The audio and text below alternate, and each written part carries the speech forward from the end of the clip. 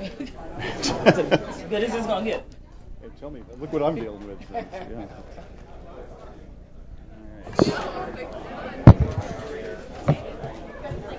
All right.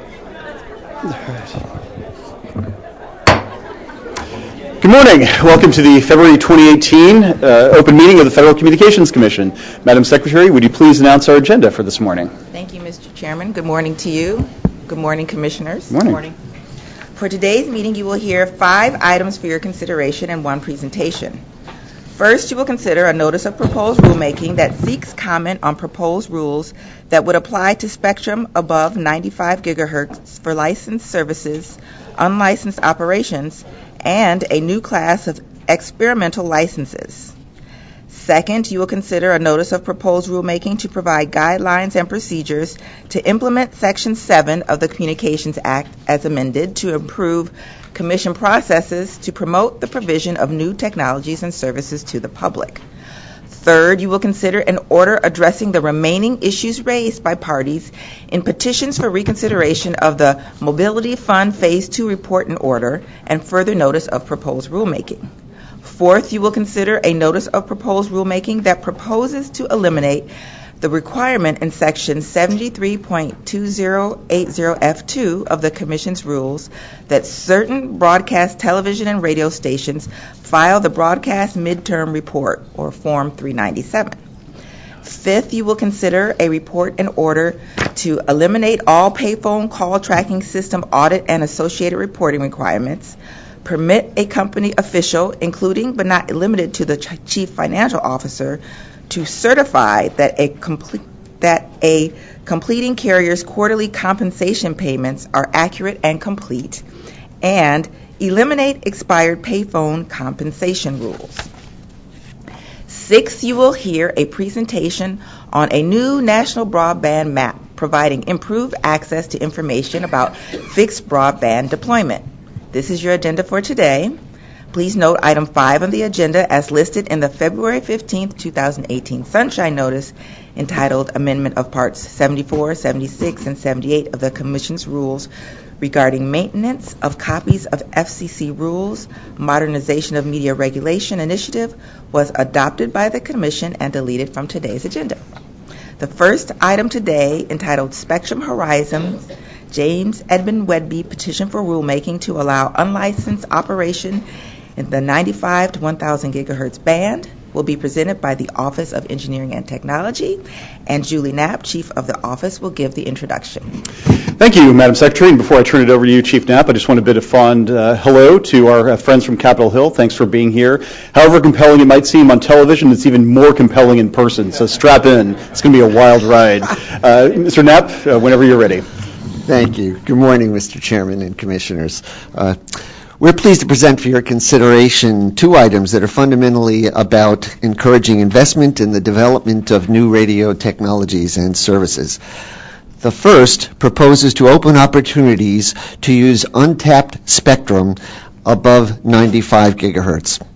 With me at the table are Michael Ha, who is the Deputy Chief of the Policy and Rules Division, Ron Rapazzi, who is Deputy Chief of OET, and Nicholas Oros, who is the Chief of the Spectrum Branch. Now, when you're tackling this much spectrum, you need a lot of help. And if we can just get the list of names up here on the slide, I won't go through them all, but we had a lot of help from the Wireless Bureau, from the Enforcement Bureau, from the International Bureau, Office of General Counsel, and of course quite a few members of my team in OET. So Nick will present the item. Good morning, Mr. Chairman and Commissioners.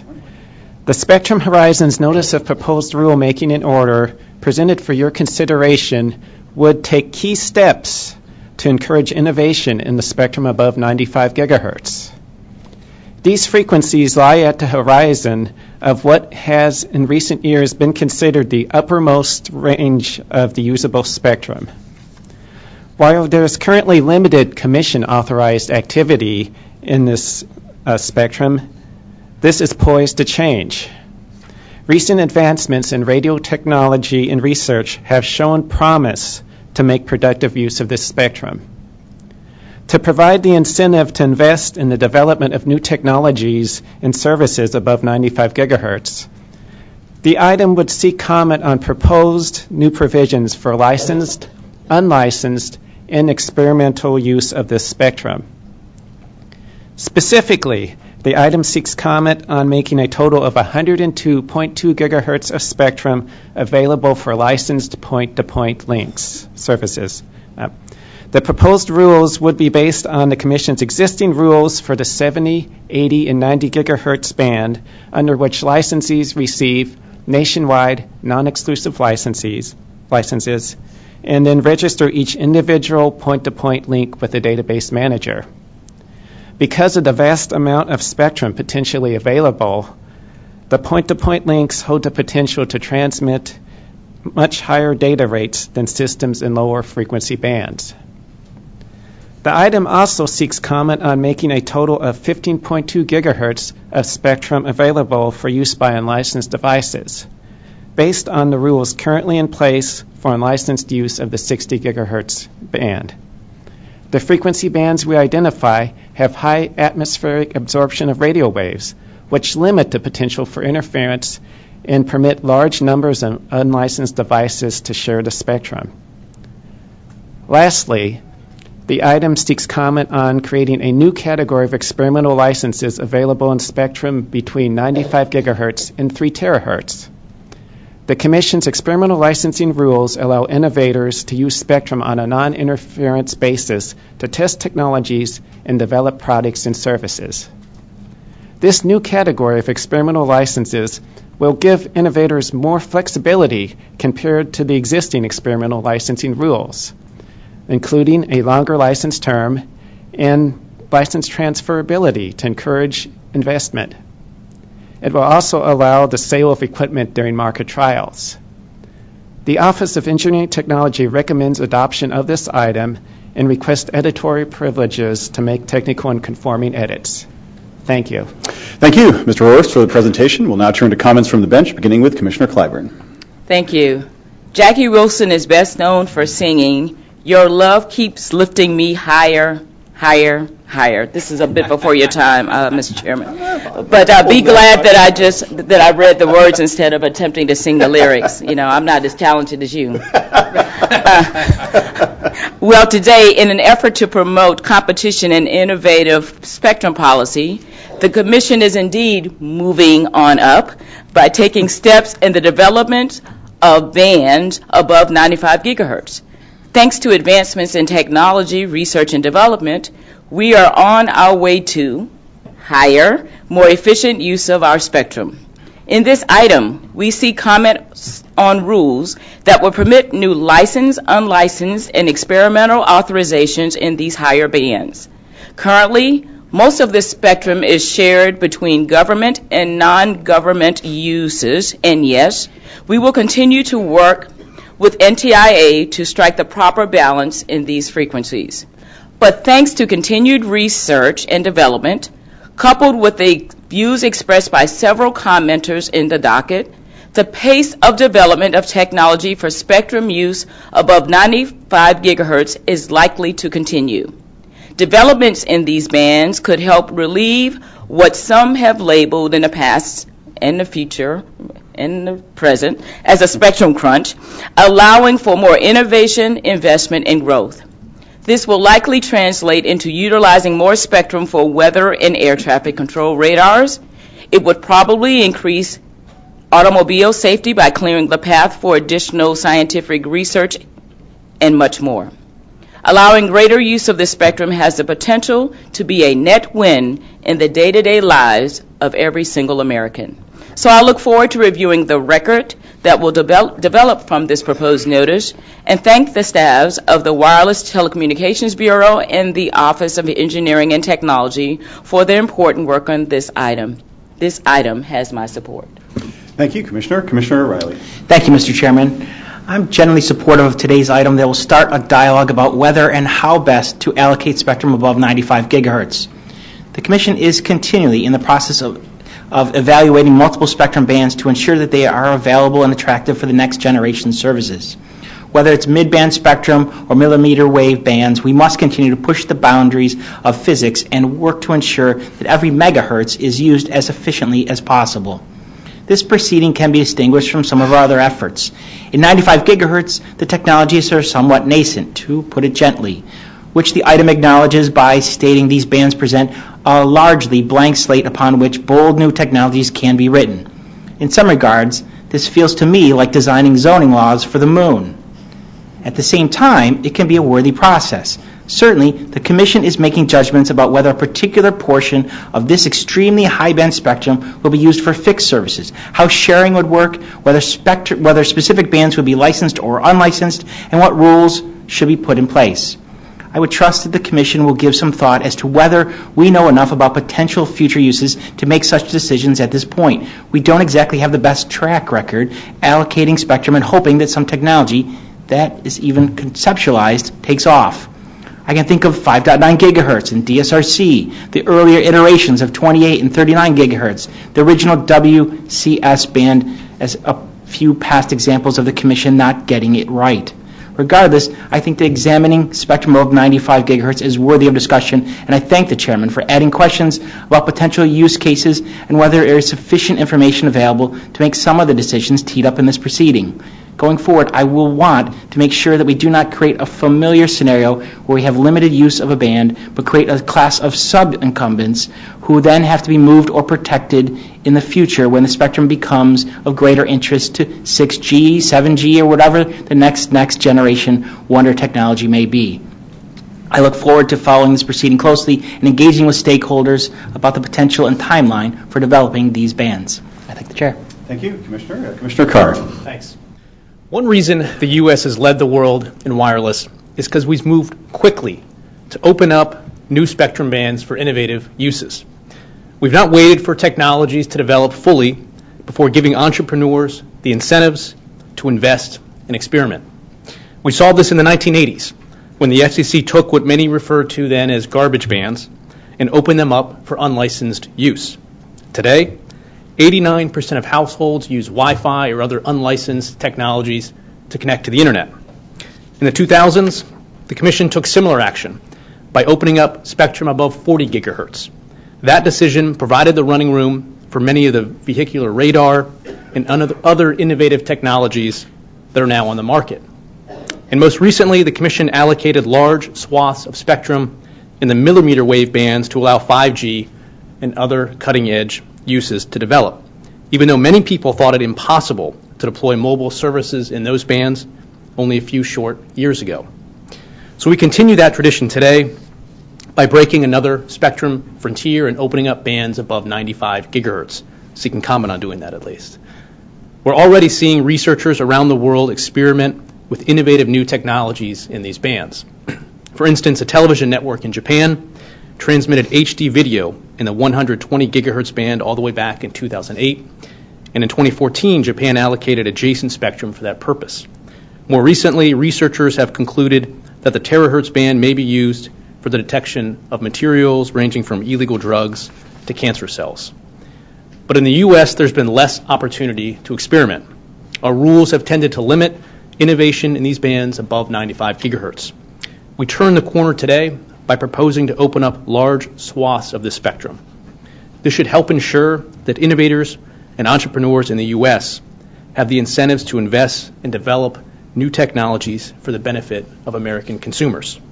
So I want to thank the Office of Engineering Technology, the Wireless Bureau, the Enforcement Bureau, and the International Bureau for their work in developing today's item. It has my support. Thanks. Thank you, Commissioner. Commissioner Rosenworcel. Today, we kick off an effort to make spectrum above 95 gigahertz more accessible. These way up there airwaves represent the new frontier. There is something undeniably cool about putting these stratospheric frequencies to use and converting their propagation challenges into opportunity. This rulemaking gets that effort underway, so it has my support. Our questions here range far and wide, but I believe a few deserve more attention than they get in the text.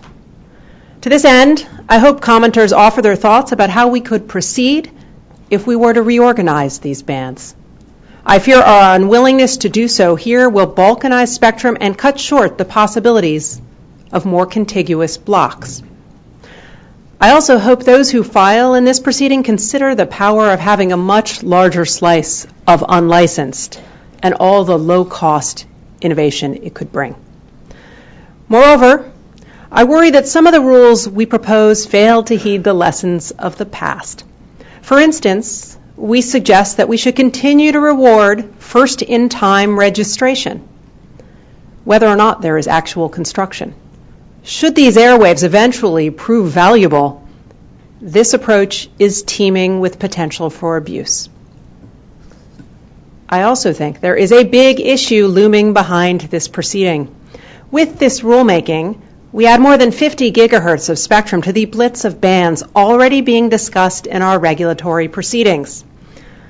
That list includes 470 to 512 megahertz, 900 megahertz, 3.5 gigahertz, 3.7 to 4.2 gigahertz, 6 gigahertz, 4 gigahertz, 28 gigahertz, 32 gigahertz, 37 gigahertz, 39 gigahertz, 42 gigahertz, 47 gigahertz, 50 gigahertz, 70 gigahertz, and 80 gigahertz, among others.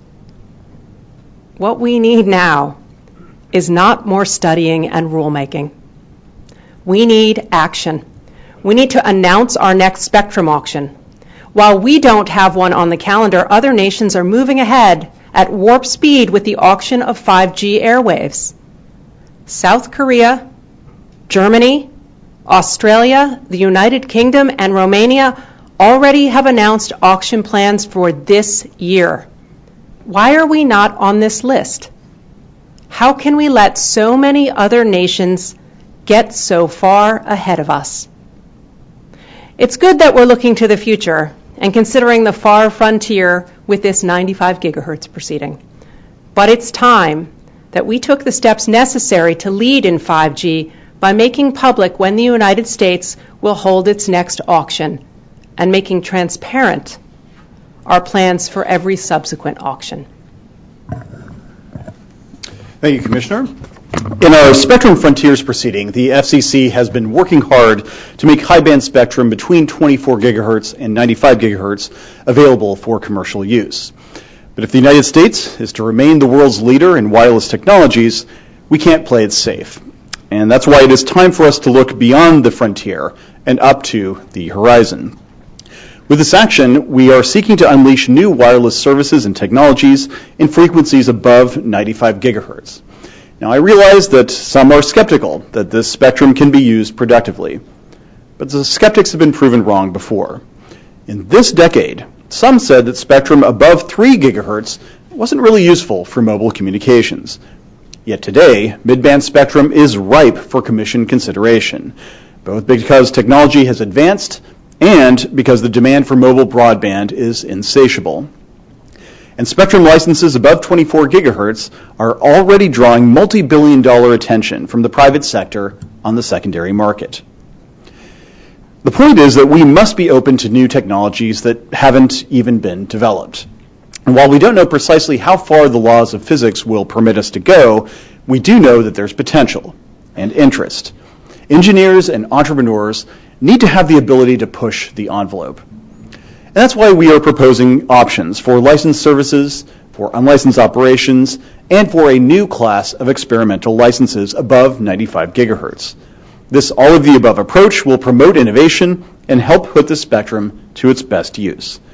Like Chief Knapp, I want to thank the staff that worked on this item from the Office of Engineering Technology, from the Wireless and Telecommunications Bureau, the International Bureau, the Enforcement Bureau, and the Office of General Counsel. This is a multi-office, multi-bureau task, and your labors are very much appreciated.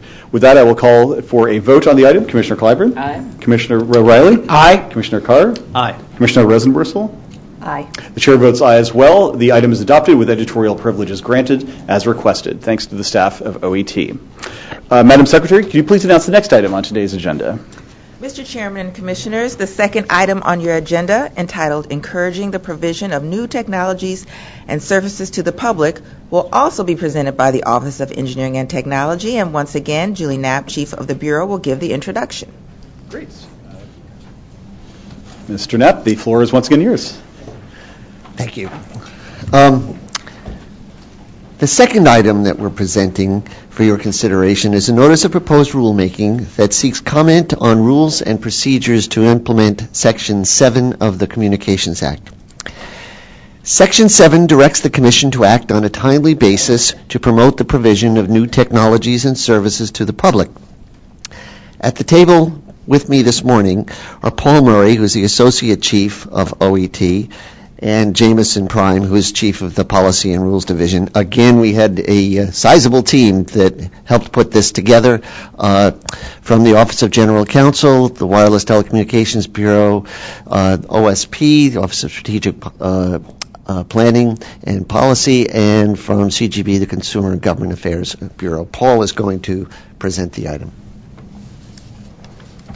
Good morning, Mr. Chairman and Commissioners. Technological advancements have continually expanded the boundaries of communication services. They have been vital in fueling the economic engine of the United States and benefiting American consumers. While the Commission has a long history of facilitating the introduction of new technologies and services, at times the regulatory path from technological breakthrough to authorization of service has simply been too long and arduous.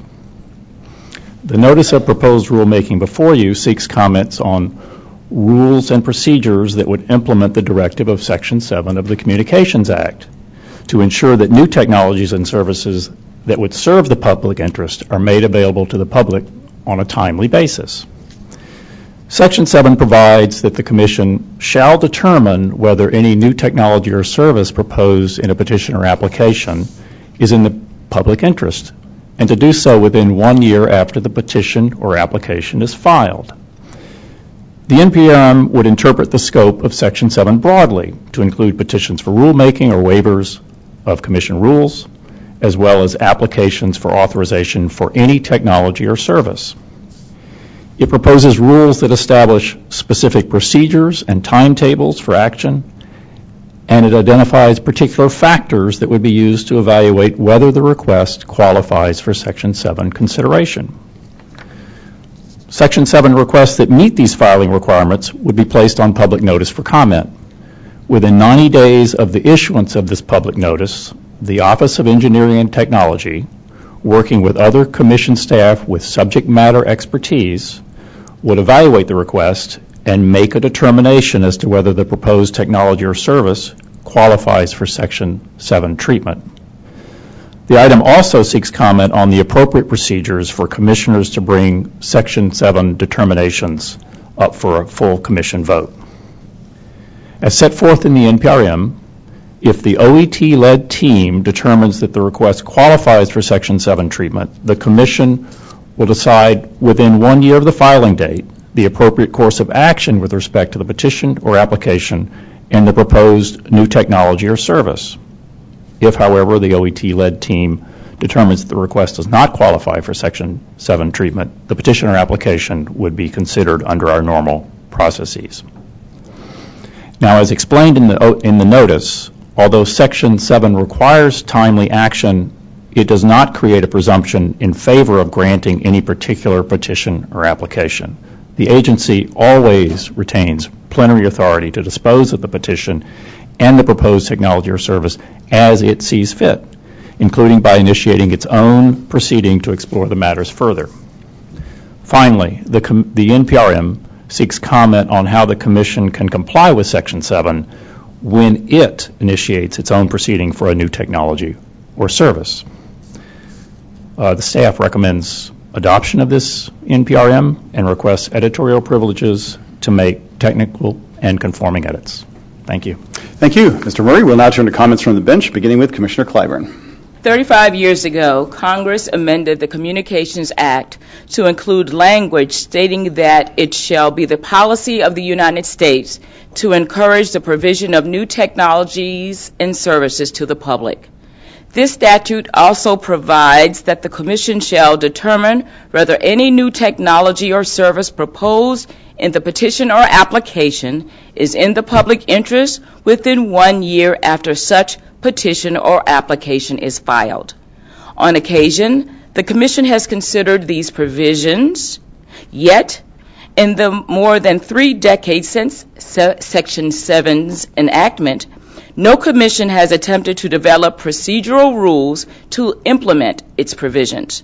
The reasons may be that if the agency does not carefully craft such policies, they could result in the commission inappropriately putting its thumb on the scale of whether a new technology succeeds or not, instead of letting the market decide. The absence of procedural rules to implement Section 7 has not impeded innovation in the technology and communications industries.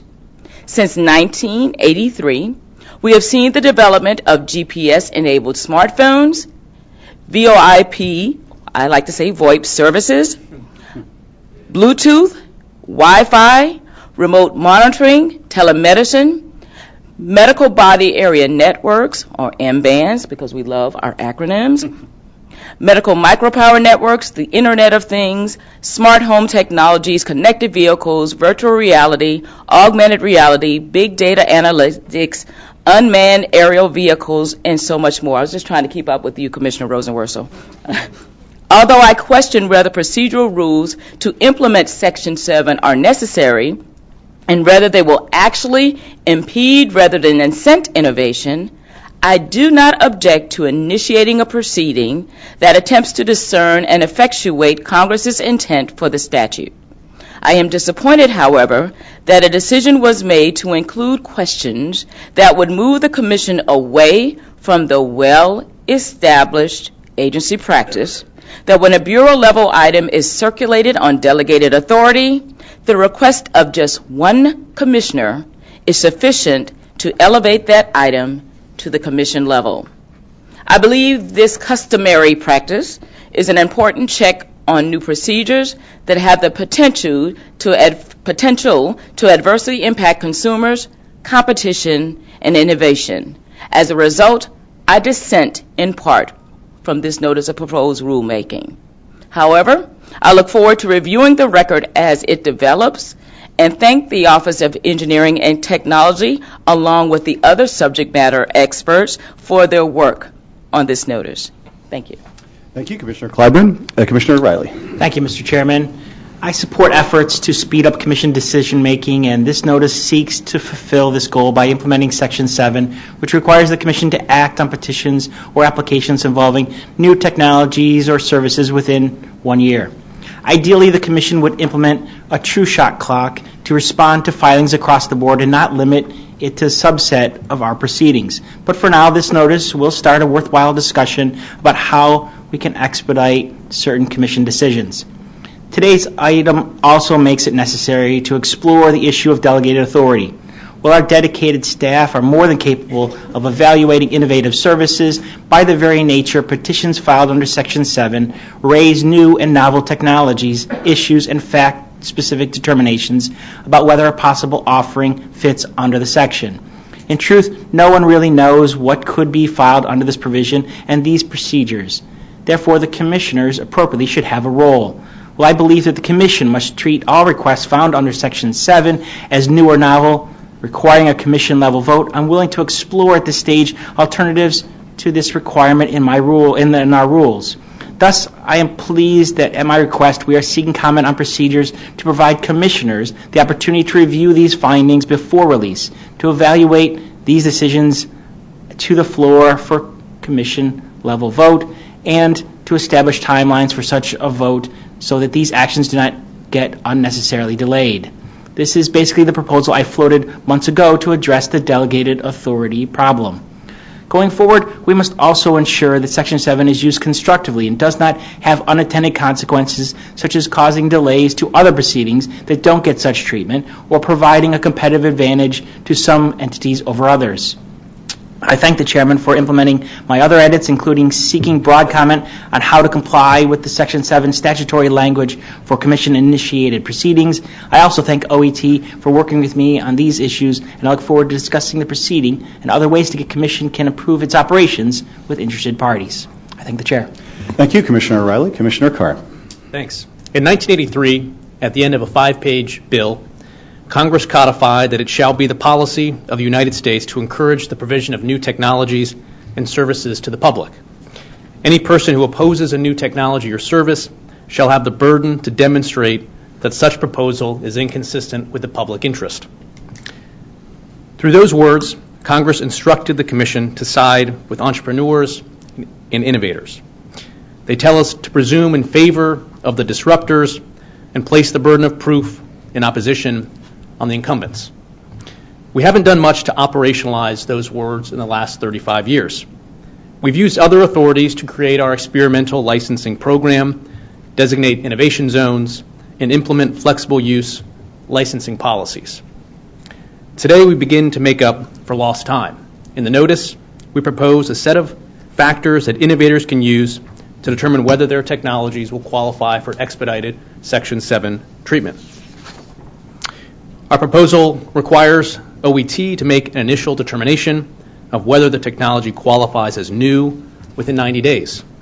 It also fulfills the law's requirement that the Commission decide on a petition or application within a year.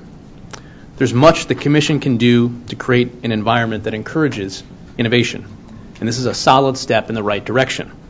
So I want to thank OET, the Wireless Bureau, the other bureaus that are up on your slide for all their work in developing today's item. It has my support. Thank you, Commissioner. Commissioner Rosenworcel. Today's rulemaking proposes something seductively simple. This agency will make a decision about any new technology and service within a year. But appearances can be deceiving. While preaching the value of speedy decision-making, it sets up a structure to do just the opposite. It inserts the Federal Communications Commission into the introduction of any new technology or service in the economy in a way that will increase bureaucracy and decrease innovation. This proposal is brazen in its disregard for mistakes of the past, negligent in its failure to acknowledge opportunities for abuse, and it bungles the true nature of innovation. I'll explain. First, past is prologue. Section 7 of the Communications Act directs the agency to determine if any new technology or service is in the public interest within 1 year. But nowhere in this rulemaking will you find a thoughtful effort to define this phrase. And in the absence of discussion of just what new technologies and services are, we can look to history. In 1991, the FCC adopted a Pioneer's Preference program. This program offered preferential licensing treatment for entities making significant contributions to new spectrum technologies or services. That has an eerie similarity to the terminology and process proposed here today. Were we to study this history, we would recognize that that program was a failure. The agency's inability to determine what was in fact a new technology or service led to the collapse of the Pioneer's Preference. The FCC was flooded with more than 140 applications for this preference and then tied up in litigation with those entities who were denied. In one case, a court ordered the FCC to designate a spurned applicant as a pioneer, prompting a settlement of $125 million in the form of an auction bidding credit. This agency couldn't end this program fast enough. In fact, it was terminated well before the last of our court cases even wrapped up. So we've trod this path before. We should have learned a lesson. The FCC is poorly equipped to identify whether a proposed technology or service is in fact new. That's what makes the lack of any meaningful guidance in this rulemaking troubling. Apparently our standard is like Potter Stewart's famed obscenity test. What is a new technology or service? I guess we'll know it when we see it. Second, the proposal put forward is ripe for abuse. Section 7 requires anyone who opposes a new technology or service to demonstrate that any petition associated with it is at odds with the public interest. History, however, demonstrates that there are those who will feel challenged by progress. Incumbents today are vulnerable to upstarts tomorrow. The rules proposed here, under the guise of spurring innovation, will give anyone threatened by change the ability to oppose what is novel and the right to stonewall progress. Look for mention in this rulemaking of these incentives and the abuse of our process and the ability to hold innovation hostage in our bureaucracy, but you won't find it. Still, they're there. Third and finally, genius takes time. New forms of communication can raise novel questions. They rarely fit into existing regulatory paradigms. They often raise issues of classification and pose interference challenges. So it was with white spaces, ultra-wideband technologies, real-time text, vehicular radars, signal boosters, digital television, location information for emergency calling, millimeter wave broadband services, and Wi-Fi devices. They're all new and important forces in communications, but not one of them was wrapped up neatly in a single year. Regulatory inertia did not hold them back. The push and pull of testing, assessing, recalibrating, coordinating, and reworking made them possible. This iterative process is what real innovation looks like, and it's what today's rulemaking fundamentally gets wrong. I dissent. As has been mentioned, Section 7 was enacted by President Reagan in 1983. That same year, as many of you know of a certain age, Bonnie Tyler's Total Eclipse of the Heart was a nationally known hit. And while I doubt that the song was written with the FCC in mind, nonetheless, I think the lyrics have particular import. Turn around. Every now and then I get a little bit nervous that the best of all these years have gone by. Turn around. Every now and then I get a little bit lonely and you're never coming round. And I think that all too often in the years since 1983, entrepreneurs have had that sense of longing, of delay, of opportunity cost that has plagued the implementation or lack thereof of Section 7. And that's because, unfortunately, and to the detriment of both innovators and consumers, the FCC has never established any guidelines or rules in the 3.5 decades since to implement this future-focused tool. In my first major policy address as chairman, I promised to eliminate unnecessary barriers to technological innovation. And bureaucratic inertia can indeed often be one of those barriers. So today we are proposing clear guidelines and procedures to implement Section 7. Our goal here is simple: to ensure that the FCC does not stand as a gatekeeper between entrepreneurs who need our approval for new technologies and services and American consumers who can benefit from these innovations. Now, we have taken several steps along these lines under my leadership. For instance, the FCC has taken many steps to promote technological progress, from approving the first LTE-U devices to signing off on the next generation broadcast television standard to greenlighting a power at a distance wireless charging transmitter. We have stood on the side of innovation, but these are ad hoc measures. Now, by putting in place procedures to give life to Section 7, we will help establish a more routinized process to help ensure that the FCC is an ally to entrepreneurs in the years to come. Now, a few quick notes on the disagreements that have been voiced. First, despite one colleague's complaint that the framework we have proposed is unworkable, not a single solution was offered to make the item workable so that the FCC can help creators and consumers alike. Nor was one offered during the many years in which the previous FCC majority had a chance to implement this law. Abstract ideas offered at the 11th hour are nice, but actual suggestions and a meaningful willingness to work in good faith are even nicer. Second, another argument relates to the appropriate process for bringing the Section 7 determination, not the merits of the underlying application, mind you, but simply whether something qualifies for Section 7 treatment, up to the floor for a commission vote. Now, this is a procedural decision that I believe is best left to the experts in the Office of Engineering and Technology, but I'm open to asking questions about when and how the FCC, the full FCC, should get involved. However, we were asked to add a tangential detour through the history of the so-called customary practice for elevating decisions to the commission level.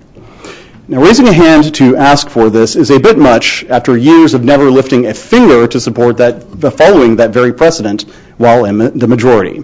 There's no reason why a forward-looking item like this should hit such an unrelated political snag.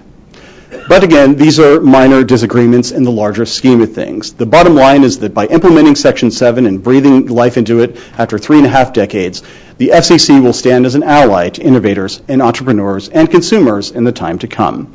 So many thanks to Howard Griboff, Walter Johnston, Julie Knapp, James Miller, Paul Murray, Jameson Prime, and Rodney Small from the Office of Engineering and Technology, Matthew Pearl, John Schaubel, Blaise Cinto, and Joel Tabenblatt from the Wireless Telecommunications Bureau, Robert Cannon and Wayne Layton from the Office of Strategic Planning and Policy, Karen Peltz-Strauss from the Consumer and Governmental Affairs Bureau, and David Horowitz and Doug Klein from the Office of General Counsel. I will now proceed to a vote on the item. Commissioner Clyburn? Dissenting in part. Commissioner O'Reilly? Aye. Commissioner Carr? Aye. Commissioner Rosenworcel? Dissent. The chair votes aye. The item is adopted with editorial privileges granted as requested. Thanks to the staff for the great work. Madam Secretary, please announce the next item on today's agenda. Mr. Chairman and Commissioners, item 3, entitled Connect America Fund, Universal Service Reform Mobility Fund, will be presented by the Wireline Competition Bureau and the Wireless Telecommunications Bureau. Chelsea Fallon, Director of the Rural Broadband Auctions Task Force, will give the introduction. Thank you, Madam Secretary. And Ms. Fallon, whenever your folks are ready, feel free to go ahead. Good morning, Mr. Chairman and Commissioners. Morning. I'm pleased to present to you today the second order on reconsideration that takes the next step to ensure that Mobility Fund Phase 2, or MF2, support is efficiently directed to areas of the country without sufficient mobile broadband service. This order is another significant step toward commencing a reverse auction in which service providers will compete for $4.53 billion in support over 10 years to offer 4G LTE services to the primarily rural areas of the country that lack qualified, unsubsidized 4G LTE service. The Rural Broadband Auctions Task Force acknowledges and thanks the team from the Wireless Telecommunications Bureau and the Wireline Competition Bureau that worked on this order, as well as our colleagues in the Office of General Counsel, the Office of Strategic Planning, the Office of Native Affairs and Policy, and the Office of Communications Business Opportunities, who assisted with this order. With me at the table are Michael Jansen, Deputy Director of the Rural Broadband Auctions Task Force, Don Stockdale, Chief of the Wireless Telecommunications Bureau, Chris Monteith, Chief of the Wireline Competition Bureau, Gary Michaels, Deputy Chief of the Auctions and Spectrum Access Division, and Audra Hale-Maddox of the Auctions and Spectrum Access Division. Audra will present the item. Thank you. Good morning, Mr. Chairman and Commissioners. Today's second order on reconsideration resolves the remaining issues raised in petitions for reconsideration of the MF2 report and order that were not addressed this past August when the Commission adopted its Mobility Fund 2 challenge process order and order on reconsideration. First, the second order on reconsideration would grant petitions seeking clarification of the co-location requirement for MF2 recipients and amend the language of the co-location rule to apply to all newly constructed towers as the Commission intended.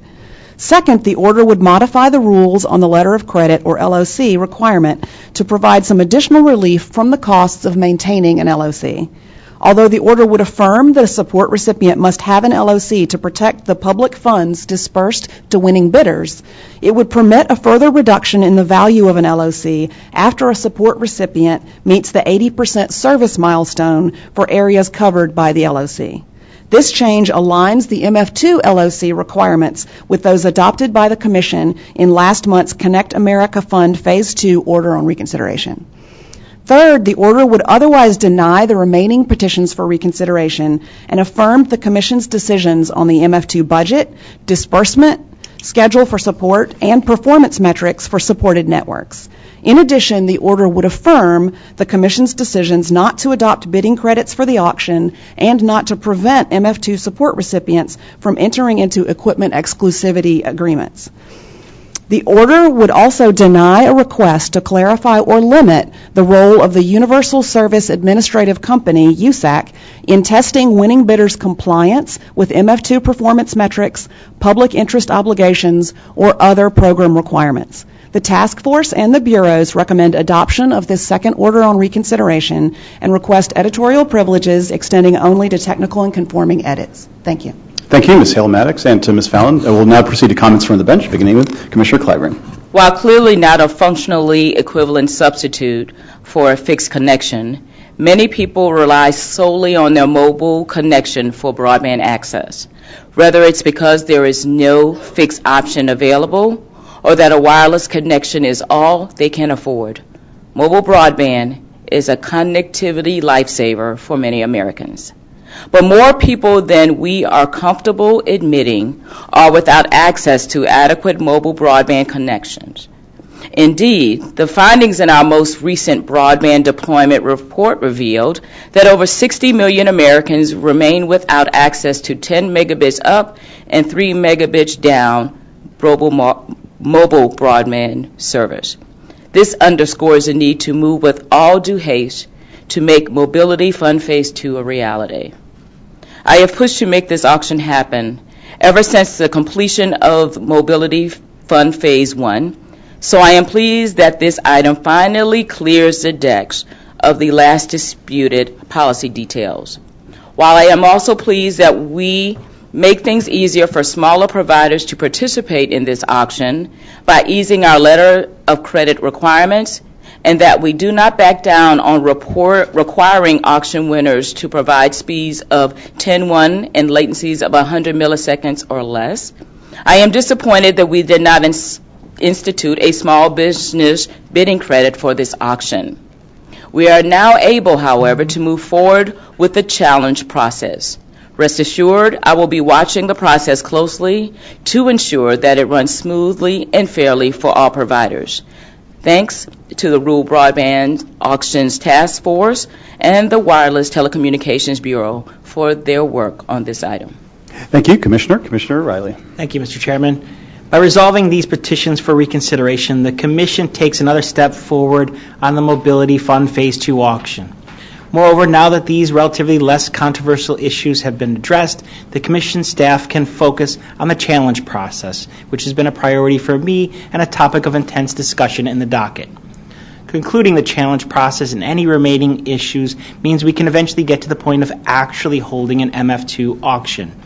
To be clear, the timing of such an auction will require more internal conversations amongst the commissioners, as there are several large-scale spectrum auctions, namely Spectrum Frontiers and CBRS, that the Commission needs to conduct in the very near future. Since legislation to address the auction deposit issue is starting to gain traction, it is imperative we start at least planning for auctions that will get critically needed spectrum into the hands of providers seeking to bring new wireless services to Americans. I will vote to approve. Thank you. Thank you, Commissioner. Commissioner Carr. Thanks. The U.S. has led the world in the deployment of 4G wireless technologies, but there are still too many communities that lack access to high-speed wireless service. This is particularly so in rural America, where sparse populations and difficult terrain drive up the cost of deployment. The FCC has been committed to closing this digital divide and ensuring that everyone has access to the opportunities that broadband enables. In my mind, there are at least two key pieces to addressing this issue. First, we must continue to target support from the Universal Service Fund to unserved areas of the country. We do that today by resolving some of the last issues that have stood in the way of commencing the Mobility Fund Phase 2 auction, which will target up to $4.5 billion over 10 years to bring 4G LTE to rural America and other high-cost parts of the country. Second, we need to continue reforming our regulatory structures to drive down the cost of deployment. This means streamlining everything from the historic and environmental review procedures that apply at the federal level to ensuring that state and local regimes do not operate as barriers to deployment. I look forward to continuing to work with my colleagues as we make progress on those issues.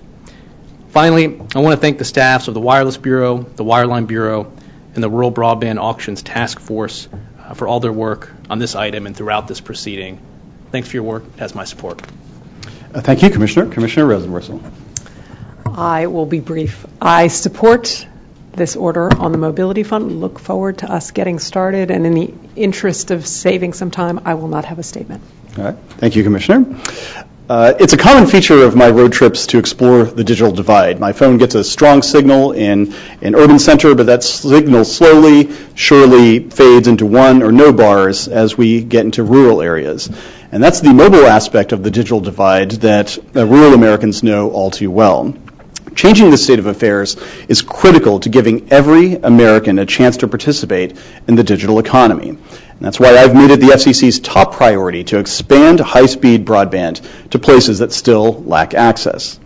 Now, today we take weedy but important steps toward addressing that priority. We are resolving outstanding questions about the Mobility Fund 2 order. For instance, today's second order on reconsideration clarifies the co-location requirement for funding recipients and helps small companies by relaxing letter of credit requirements. This will bring us even closer to holding the reverse auction and making wireless service ubiquitous. And so, through this and other measures, we will continue to connect Americans who find themselves on the wrong side of the digital divide. I'd like to thank the staff of the Rural Broadband Auctions Task Force, the Wireless Telecommunications Bureau, the Wireline Competition Bureau, the Office of General Counsel, and others who've had a hand in these proceedings. I particularly want to thank Ms. Fallon for her leadership of this task force. It is no small feat to pull off this kind of herding of the cats. With that, I'll call for a vote. Commissioner Clyburn? Aye. Commissioner O'Reilly? Aye. Commissioner Carr? Aye. Commissioner Rosenworcel? Aye. And the chair votes aye as well. The item is adopted with editorial privileges granted as requested. Thanks to the staff. Madam Secretary, could you please take us to the next item on today's agenda? Mr. Chairman and Commissioners, the fourth item on your agenda will be presented by the Media Bureau and is entitled Elimination of Obligation to File Broadcast Midterm Report Form 397 under Section 73.2080F2, Modernization of Media Regulation Initiative. Michelle Carey, Chief of the Bureau, will give the introduction. Great. Ms. Carey, if you're ready, the floor is yours. Thank you. Good morning, Mr. Chairman and Commissioners. Good morning. The Media Bureau presents a notice of proposed rulemaking that proposes to eliminate the rule requiring certain broadcast television and radio stations to file Form 397, the EEO Broadcast Midterm Report.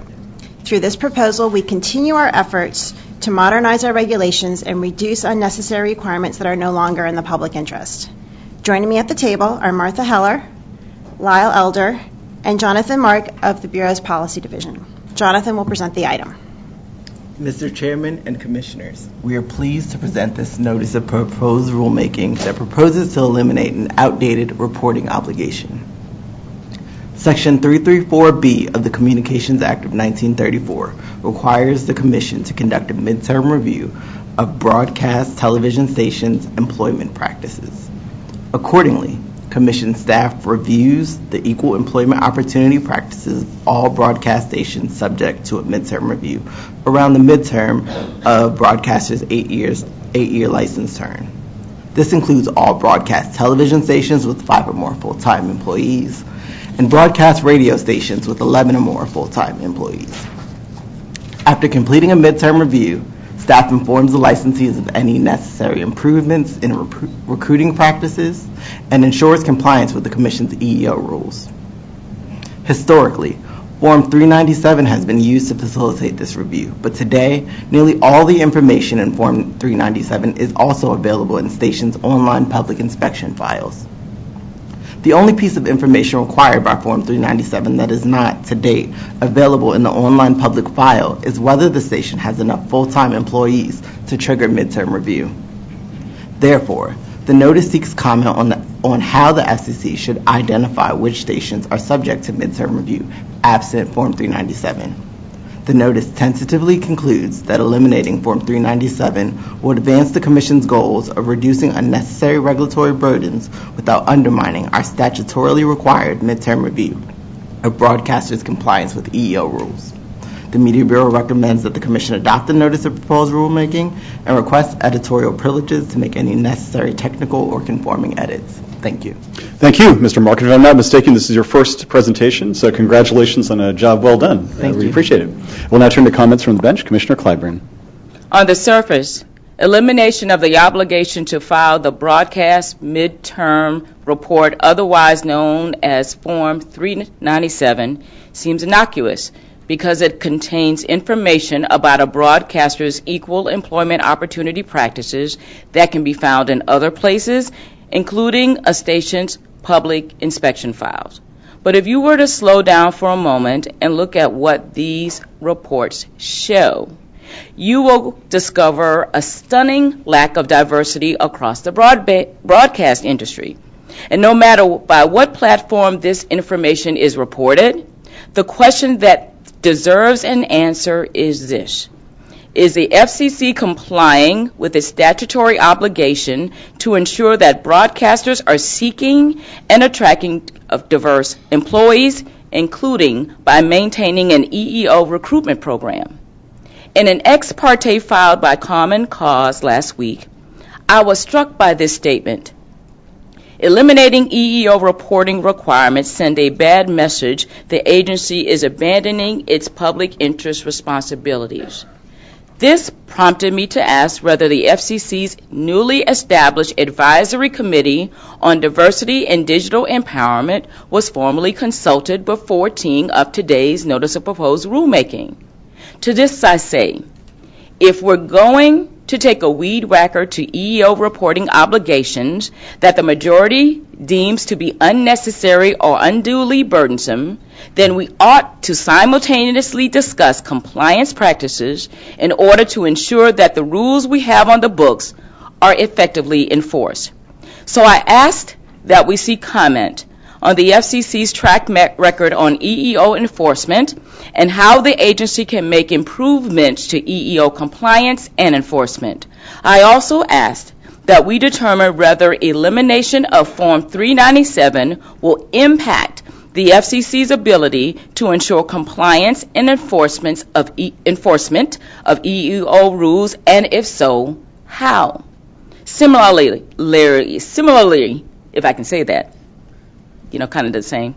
If Form 397 is eliminated, what other mechanisms will the FCC have to monitor and enforce its EEO rules? I am grateful that my colleagues have agreed to include these questions in the Notice of Proposed Rulemakings. For these reasons, I will vote to approve and look forward to reviewing the record that develops from today's NPRM, and also thank Mr. Mark for an effective presentation. Thank you, Commissioner. Commissioner O'Reilly. Thank you, Mr. Chairman. Kudos are due to Chairman Pai and his staff for initiating this proceeding. I originally targeted Form 397 when the Commission teed up its media modernization review as a reform that was long overdue. Form 397 requires simply a name and a copy of the annual EEO reports for the last 2 years. But now that EEO reports are filed with the Commission in parties' online public files, this form has been made irrelevant. I'm pleased to see that today's item, the Commission tentatively concludes that Form 397 is no longer necessary. This is the right outcome. I look forward to reviewing the record for comments on whether and if necessary how best to address the covered station issue. On a couple other fronts, I don't think it's appropriate to hijack this specific item to address a larger unrelated issue, as my colleague raised. 8 years in the previous administration, and the issue was not raised by them. To raise it now in a smaller issue, which I have raised, seems inappropriate. But on that note, I would appreciate a common courtesy from my colleagues when we reach out to offices in the day before and ask, are there any particular issues? And the answer we get back is no answer. About 5 o'clock last night, we finally got word of specific edits that were being contemplated. That is problematic for me. And to borrow from Commissioner Rosenworcel's comments, that is not right. I plan to oppose the future any edits from my colleagues that are not initiated at least 24 hours in advance before an open meeting. We have to figure out how to deal with this when I'm heading for home to deal with my daughter and put her into bath time and I get edits. That's not appropriate. We have to figure this going forward. So I plan to fix that at least for best I can in the future. I thank the chair. Thank you, Commissioner O'Reilly. Commissioner Carr. Thanks. On March 1st, the Commission will complete the transition to online public files for all broadcasters subject to the filing requirements. So by next week, every one of these public files will be available in a central database hosted by the FCC. Given the ease with which the Commission can access these files, there's no longer any reason to continue requiring broadcasters to file redundant paperwork. In fact, I heard from one broadcaster earlier this week when I visited their station in Mississippi about the still significant paperwork burdens the FCC imposes on local broadcasters and how it diverts limited resources away from other efforts. The FCC's Form 397 is a case in point. In the past, this form was used to facilitate a midterm review of a station's employment practices to ensure compliance with federal EEO rules. But now all the compliance information will be available in broadcasters' online public files, so Form 397 is largely duplicative. The one piece of information in Form 397 that is not duplicated in the public file is the number of full-time employees a station maintains, which determines whether it's subject to EEO rules. So we rightly seek comment on ways the Commission can continue to identify stations subject to those EEO rules. The record that's been developed so far indicates that we can continue to carry out our important obligations under the EEO laws while reducing the costs of filing requirements. So I look forward to reviewing the comments that all stakeholders provide in response to this notice, and I want to thank the Media Bureau for its work on this item. Thanks. Thank you, Commissioner. Commissioner Rosenworcel. In this rulemaking, we seek comment on the broadcast midterm report, known somewhat affectionately, apparently, as Form 397. It's fair to ask if this format is still necessary when so much of the information it gathers is already available in the public file. But of course, there's no question about what remains necessary, and that's compliance with the law.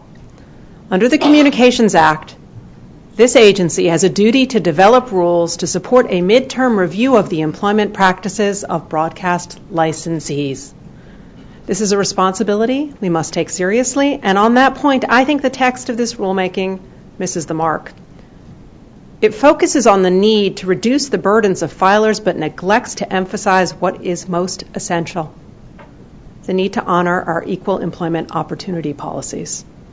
Nonetheless, I'm hopeful that we can use this rulemaking to modernize reporting duties and reaffirm our commitment to increasing diversity in media, because on that score, we have work to do.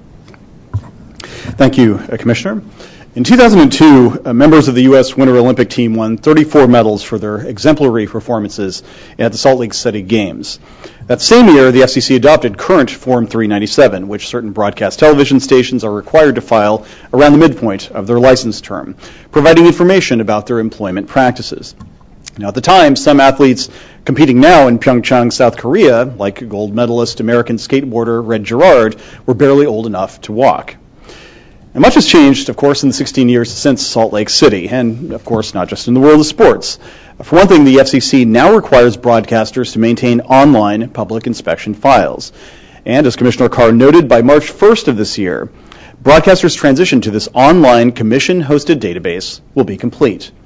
Well, why is this relevant?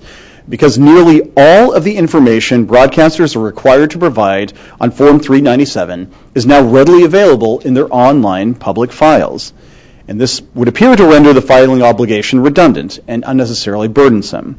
So today's notice simply proposes to get rid of it. Even absent this filing obligation, the FCC will still be statutorily required to conduct midterm reviews of television stations' compliance with our EEO rules. And so I support this notice and would like to thank the staff that worked on it. From the Media Bureau, Stephen Brockert, Michelle Carey, Lyle Elder, Martha Heller, Jonathan Mark, Mary Beth Murphy, Holly Sauer, and Sarah Weitzel, and from the Office of General Counsel, Susan Aaron and David Consul. We'll now proceed to a vote on the item. Commissioner Clyburn? Aye. Commissioner O'Reilly? Aye. Commissioner Carr? Aye. Commissioner Rosenworcel? Aye. The chair votes aye as well. The item is adopted with editorial privileges granted as requested. Thanks very much for the staff. Madam Secretary, could you please take us to the fifth item on today's agenda? Mr. Chairman and Commissioners, the fifth item on your agenda will be presented by the Wireline Competition Bureau and is entitled modernization of payphone compensation rules, implementation of the pay telephone reclassification and compensation provisions of the Telecommunications Act of 1996, 2016 biennial review of telecommunications regulations. Chris Monteith, Chief of the Bureau, will give the introduction. Thank you, Madam Secretary. And Ms. Monteith, your floor is yours.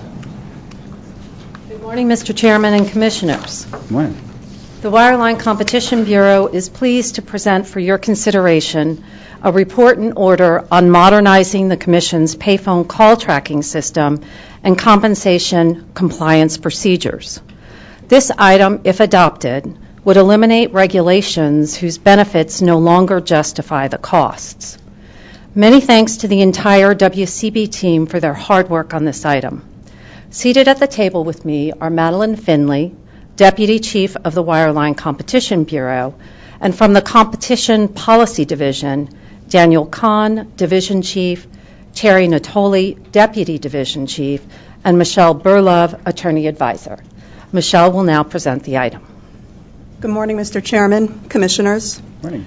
The changing communications landscape, including the widespread adoption of mobile services, has resulted in a precipitous drop in the number of payphones and payphone calls. Relatedly, the amount of compensation due to payphone service providers from carriers who complete calls from payphones has also dramatically declined. In this report and order, the Commission would eliminate several regulations imposed on carriers responsible for completing coinless access code and subscriber toll-free calls originating from payphones. The report and order finds that changes in marketplace conditions mean that the benefits of these regulations no longer justify their costs.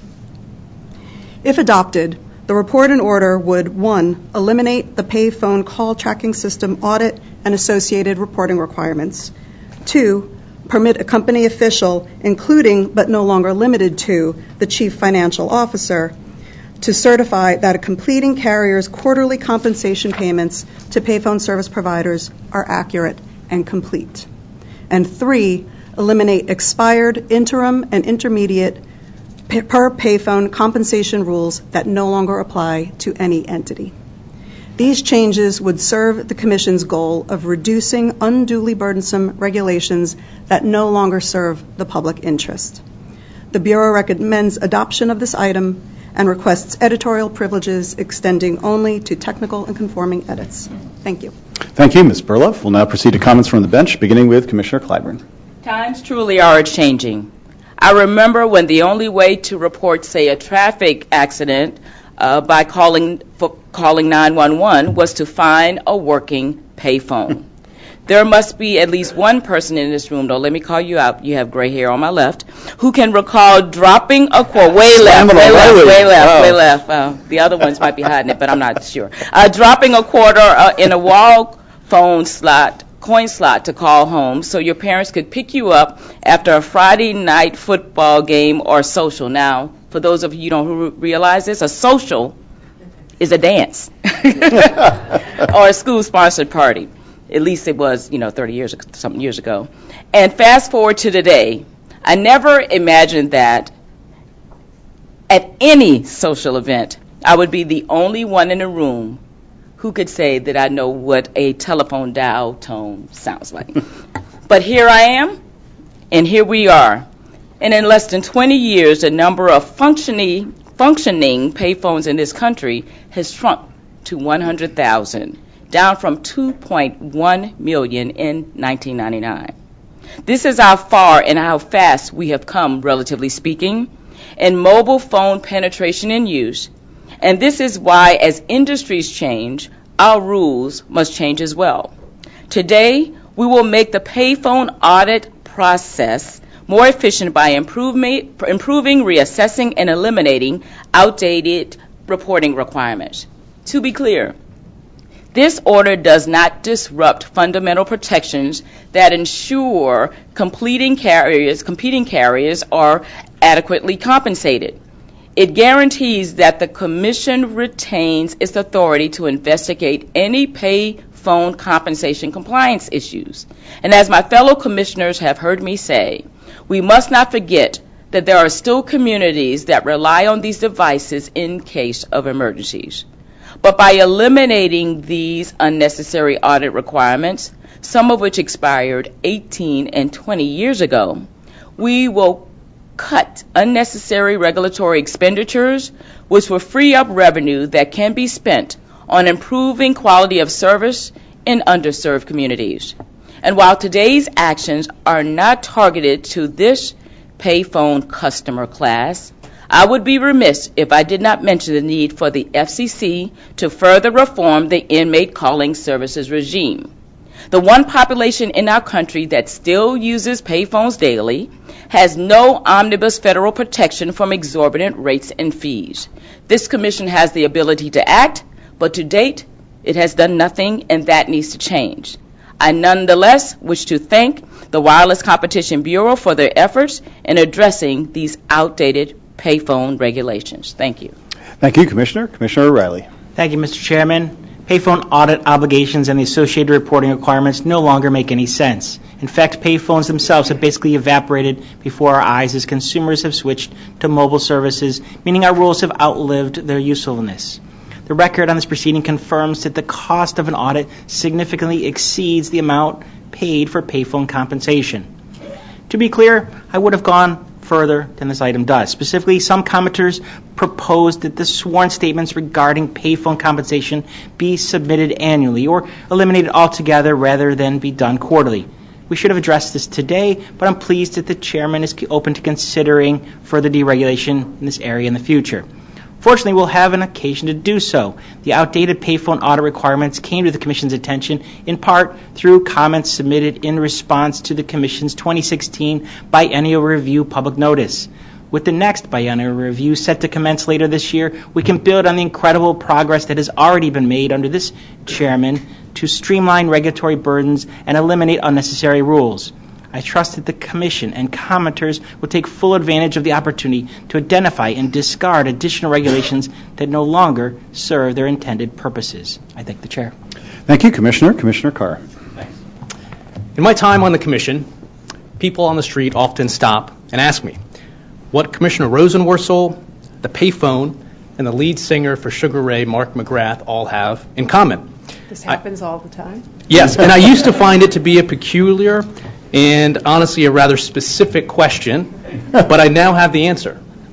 They all got their start in Hartford, Connecticut. So that's right, in 1888, Go the first... Constitution You got State. your start in 1888? Yeah, I was going to say, yeah. I look good for my age. The first Gray hair was not kidding.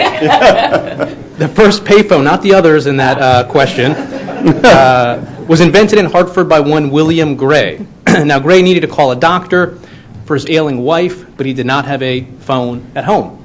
He ultimately persuaded a factory to allow him to make a phone call, but he was struck by the idea that connectivity could and should encompass more than just home telephone service. In a sense, Gray's invention paved the way for the unprecedented growth in connectivity that we take advantage of today. And while Gray's vision has endured, his invention has seen better days. As we've heard, the number of payphones in the U.S. has rapidly decreased from more than 2 million at their peak in 1999 to less than 100,000 in 2016. Given changes in technology, it makes sense for us to revisit our payphone compensation rules to eliminate unnecessary requirements. In this item, we remove rules from our books that expired 2 decades ago and do not apply to a single carrier. We also eliminate burdensome audit requirements that in some cases cost carriers hundreds of thousands of dollars, several times more than the compensation owed to payphone providers. So like Sugar Ray's 1999 hit, Someday, the heyday of payphones is now so far, so long, so far away. Or to bring it full circle, as another Hartford native might put it, Commissioner Rosenworcel, the future belongs to the connected. So our regulations should reflect those facts. Because this item does so, it has my full support. I look forward to continuing to work with my colleagues to update our rules to keep pace with technology. Thanks. Thank you, Commissioner. Such a fine line between homage and trolling, isn't it? Yes. Commissioner Rosenworcel. It's all good. It can be difficult to find a payphone anymore. There's actually one in our hallway here, but hey, we're the Federal Communications Commission. Just about everywhere else, the ascendancy of mobile devices, an increase in site-specific restrictions, have combined to render the service less necessary and more antiquated. For this reason, I support today's order, which removes outdated requirements for the carriers that connect to payphones. This reduces the cost of carrier compliance in a manner that I think is consistent with Section 276 of the law. There's one place, however, where payphones remain essential, and that's in prisons. For those who are incarcerated and their loved ones, talk does not come cheap. Inmates are often separated from their families by hundreds of miles, and families may lack the time and means to make regular visits. So calls from payphones are the only way to stay connected. But the price of individual calls can be as much as most of us pay for our monthly unlimited plans. This makes it hard for the families of prisoners to stay in touch.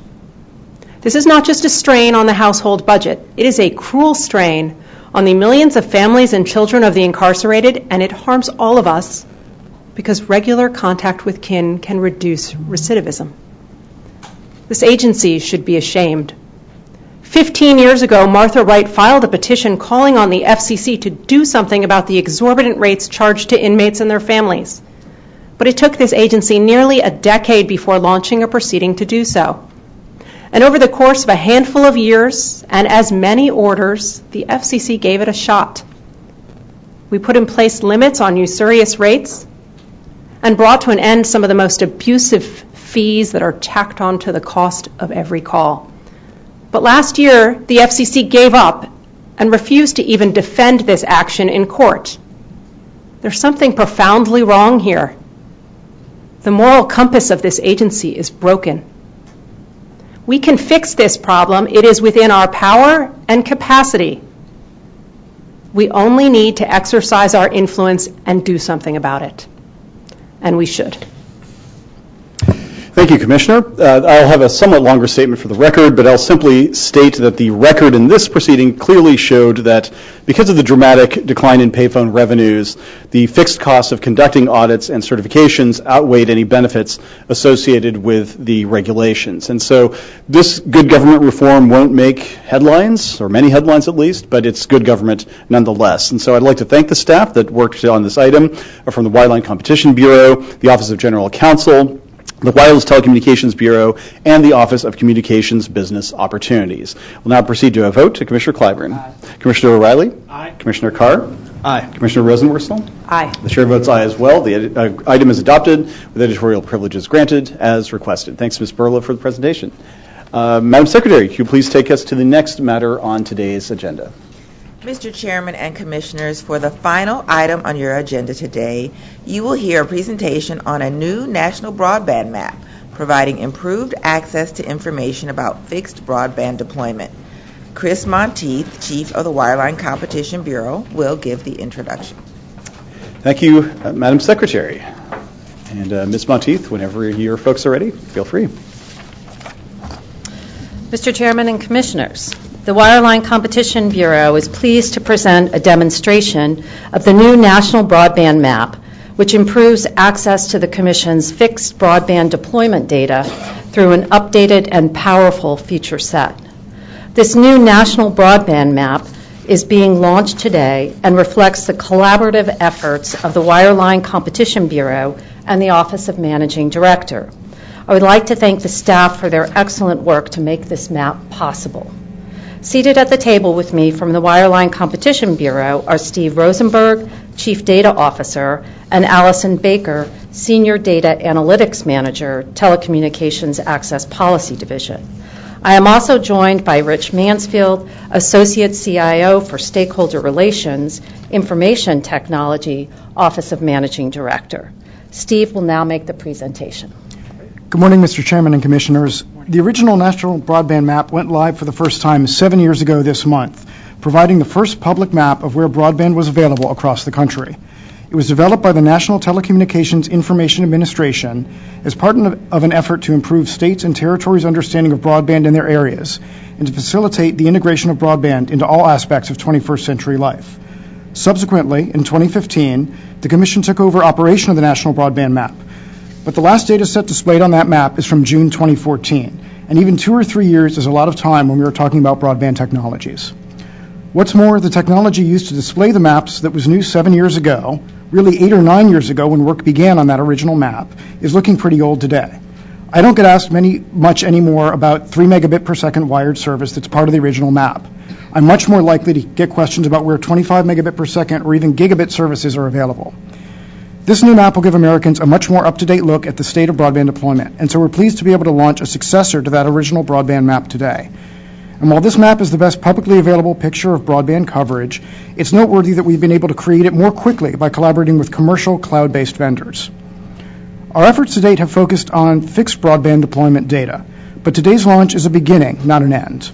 We plan to continue adding features and capabilities to the new map, and we will refresh the data that appear on the map as new data become available. Rather than talk about what the new map can do, it's better to show you. We're going to play a brief video that will walk through some of the new map's capabilities. This isn't a site that exists only on the video. It's a screen capture of a real site that will be live today. To start, I'm going to broadbandmap.fcc.gov. That's a new address that will be active for the public shortly after this meeting. The homepage provides a small number of options. I can enter an address or choose links to learn about a location or an area, compare areas, get information about providers, or get more information about the data in the site. I'm going to start by typing in an address in Observatory Lane in Washington, D.C. I simply select the address I want from the drop-down, hit enter, and it takes me to information about that location. The left part of this page shows a map, with the census block that contains the address I entered shown as highlighted in magenta. The color of the block indicates the number of providers reporting consumer broadband service. On the legend at the upper right, you can see that more providers means a darker color, and that for this block, it's a medium green, which is 2 providers. It's 2 providers that offer service among the list of technologies shown at the speed shown. Below that is a list of all providers that report service in the block, regardless of technology or speed. The map is interactive, so I can zoom out and see the number of providers at the block level nearby. If I see a block of interest, say this one that's so much darker, I can click on that block and get information about the providers reporting service there. I can also update the base map that sits underneath the data by clicking on this button over on the left. Then I can adjust the transparency of the data so that I see, for example, satellite imagery of the area.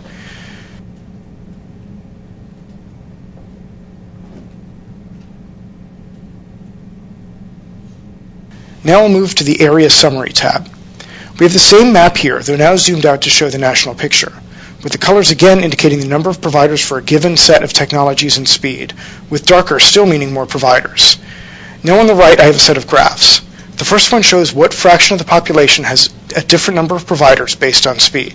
Move the mouse over a bar and this tells me that nationwide, over 99% of people have a choice of 3 or more providers of at least 200 kilobits per second using one of the technologies listed. Move over here and I see that 90% have no options for gigabit download, 100 megabit per second upload service. If I'm interested in a different definition of broadband, I can change that. Simply click here on the gear icon and I select the technologies and speed of interest. There are a total of 441 combinations to choose from. As I change the technologies and speed selected, you can see the map and the graph update in real time in the background.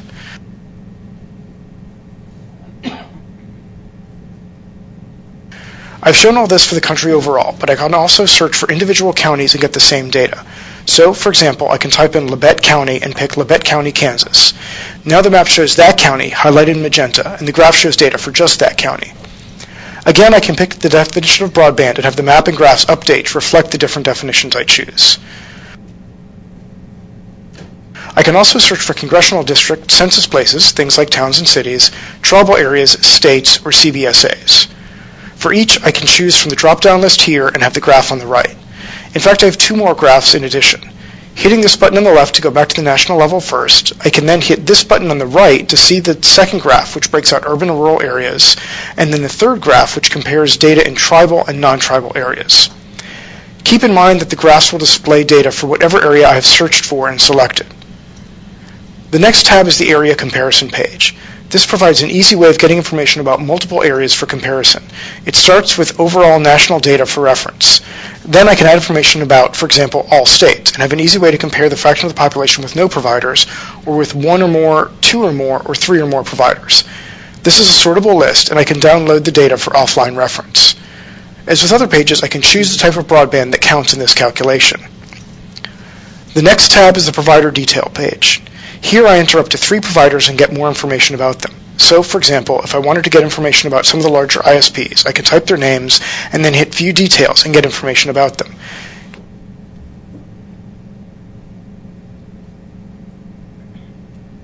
Each broadband provider's footprint appears on the map, along with some data about how much of the country they serve, and then below that, information about the technologies and speeds providers report.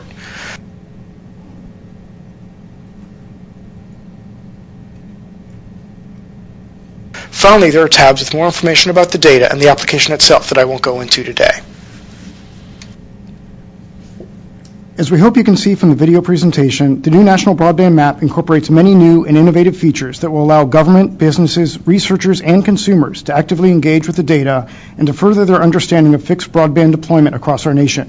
We encourage you to go to the site and explore all the features for yourself. We hope this tool will be useful in our policy discussions as we all work together to further broadband deployment and to close the digital divide. The map can be accessed by visiting broadbandmap.fcc.gov.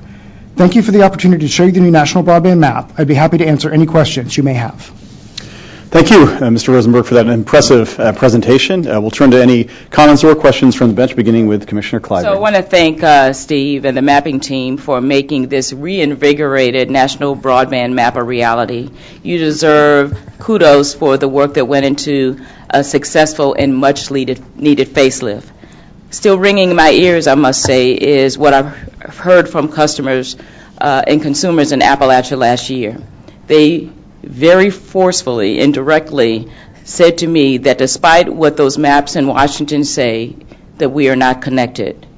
What those words reinforced to me is the need for us to continue to move with haste to make sure that we improve the quality of the data that is fed into this platform. A glitzy map with bad data is like the proverbial lipstick on a pig.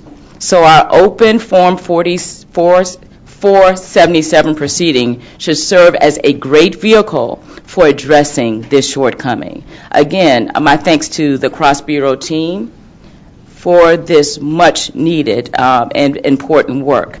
I look forward to the day when we can marry a great platform with great data. Thank you. Thank you, Commissioner. Commissioner Riley. Thank you, Mr. Chairman. It's question time with the Commission. I appreciate all the hard work of the team.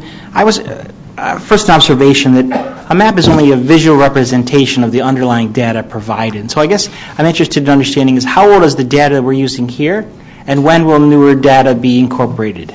So the data shown in the map is from the most recently published version of the Form 477 fixed broadband deployment data, which is as of December 2016. Those data were released, I think, the first or second week of November 2017. We anticipate the release of the next set of data about 6 months after that. It really depends on the quality checks and getting corrections from service providers. So that puts us sometime this summer? I'm hoping a little bit sooner, but something like that, yeah. Okay. There's been a number of stories written about, potential new allocation of funding, $50 million for a map. Well, as I understand, and we talked about this yesterday a little bit, you spent, give or take, the Commission spent, give or take, about $1 million or less on this mapping function. What would we do? Okay, say much less. What would we do with the other $49 million? What's the purpose of what would we, what would be the value of allocating $49 additional million if someone wanted to do that? I suspect that draws on the distinction that's been made by both of you so far between the data and the underlying data and the map itself. I think I'd love to have more money to add more features to the map and roll them out as quickly as I can. I suspect, though, that the bulk of that money would go toward a data collection and some features associated with that. I think you'd have to ask the people who are asking for the $50 million. So then, is there a cost-benefit analysis in terms of the granularity of the data? How low can we go in terms of the cost and the value of knowing what is how much more value do we get? So that's part of the Open 477 docket. I think that the staff can provide some views on what we can do and what the cost to industry would be. I'm not going to have numbers for you here for you right now, but I look forward to having that conversation in the context of that other docket. Okay. Can you help me understand what we're going to do in terms of the data from our USF high-cost programs and what that may do? Because in many instances, that's geocoded to a particular location, whether it be a business or residential home, and that were the requirements certainly in the parts that I worked on in terms of rate of return and many other pieces along the way. So that's going to be incredibly granular data. How would we incorporate that into this map? So providers are reporting data to USAC right now as part of their compliance requirements for Universal Service Fund, the High Cost Fund. And the first tranche of those data, I believe, are being made public next month, though I'm not entirely sure on the date. In any case, the Commission tasked USAC, apologies for that, tasked USAC with making a map, and so we are working with them on creating a map that we feel will provide a good view into all the data we're getting for the High Cost Fund. Joining those data with the general 477 data is always difficult because the High Cost Fund has evolved over time with different requirements for different parts of the High Cost Fund, so figuring out exactly what to map together is a bit challenging, but we continue to work on that as well. In looking at your map and acknowledging you as an expertise in terms of map building, how comfortable are you that USAC's up to the challenge that we are asking of it, which seems to be, they have a number of challenges in terms of their mission? I think all IT projects are challenging, and we continue to... Some are more than others, right? Some more than others. Are they capable of doing what we're asking them, or are we going to wind up with a flop in a couple years? I think they are capable of what we're asking them, and we're going to work closely with them to try and make sure it is a success. Okay. Thank you, Mr. Chairman. Thank you. Commissioner Carr? Thanks. Thanks for all your hard work putting this together. On Tuesday this week, I had the chance to visit Pelahatchie, which is a small rural community in Mississippi, and spoke with some of the residents there, some of which said they specifically moved into that area because they knew it had high-speed, fixed wireless home broadband connectivity. And so I think understanding where there is these options makes a difference for residents, for communities, and certainly for us as policymakers as we continue to act in this space. So I think it's important that we put this back together, and thank you for your work on it. Thank you, Commissioner. Commissioner Rosenworcel? To have a fair shot at 21st century success, you need access to broadband. This is true in urban areas and rural areas and everything in between. But according to data from this agency, more than 24 million Americans lack access to broadband. That's not acceptable. It consigns too many of our fellow citizens to the wrong side of the digital divide, and it's a problem we need to fix. So today we start with a map. This is important because the old adage is true. You cannot manage problems that you do not measure. With this tool, we can identify where service is and is not, where facilities are being built and where they are lacking, and how communities are connected and how they are at risk of falling behind. In other words, we have a blueprint for action that will provide everyone from consumers to policymakers with more information. This is good. So thank you to the staff for all your hard work. It represents a step forward and comes not a moment too soon. But while this is good for starters, I don't think we can stop here. For this effort to be truly meaningful, there are some serious shortcomings we do need to address. First, any responsible map should incorporate the availability of mobile broadband. This map does not. I think it does the country a disservice to have a national broadband map with only half the picture. It is disappointing if our efforts end here with fixed technologies. In short, we have more work to do. Second, this map has errors. How do I know? I looked at my house, and I can tell you with good authority, it lists some services that are not available at my location. You can go ahead and plug in your address, and you might find the same thing. So I think it's time for a public project. It's time to use the wisdom of crowds to fix the deficiencies in our data. It's time to use crowdsourcing to improve this new national broadband map. Because no matter who you are or where you live, you probably have a story to tell. about how service stops short of your street, about how speeds are not what are commercially reported, about how you've been waiting for deployment that was promised long ago. Or maybe you have tales to share about another service not listed in our records that is available to you at your location. I know our map would be better off if we had this data.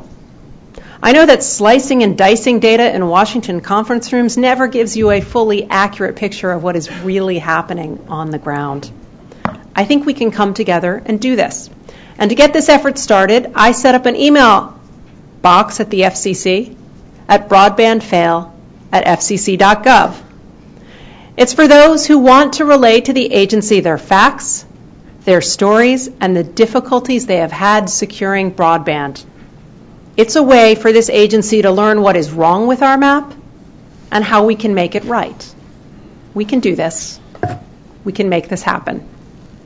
I think using the template we have here, we can build the first citizens' broadband map.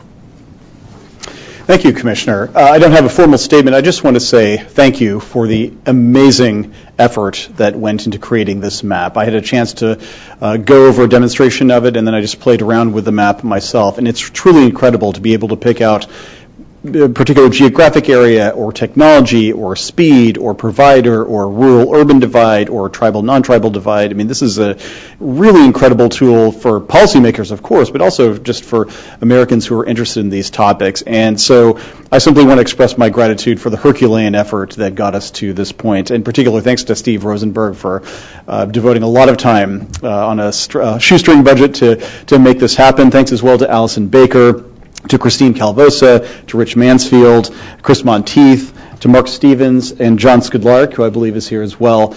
This is obviously the first step, but it's a pretty darn good first step, and so I want to thank you again for everything you're doing. And once again, if you could just announce for the folks who are watching out there what the address is where they can go see it for themselves. It's broadbandmap.fcc.gov. Terrific. Thanks so much, and we'll look forward to seeing how things develop. All right. With that, would any of my colleagues like to make any announcements? Mike? I have one, but I'm... Oh, go for it. Sure. So it's been called the Year of the Women, and there's the Me Too movement, and great increases in the number of women in elected office. And I'm not going to get involved in any of the politics behind any of that, but I want to do my part. So I wanted to share with my dearest friends here that my family will be growing, God be willing, by one new woman later this summer. All right.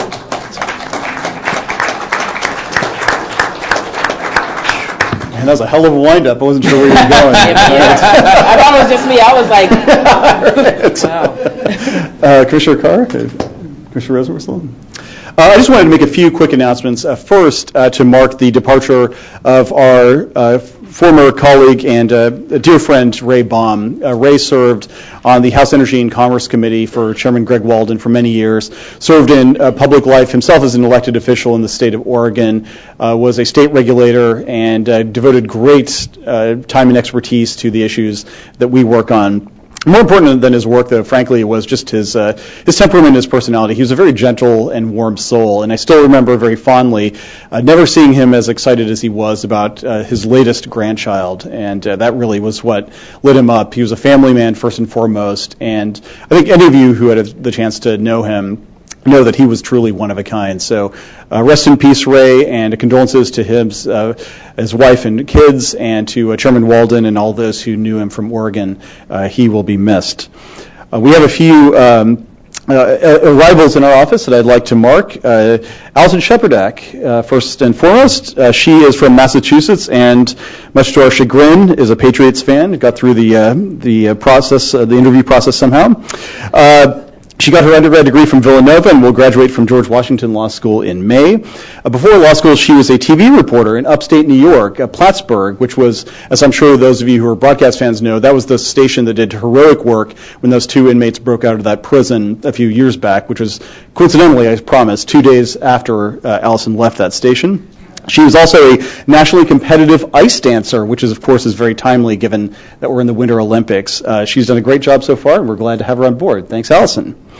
Next is Kristen Harris. This is her second tour of duty, so to speak, and I use that phrase advisedly because she is a Marine, so thanks for your service to the Corps and to the country.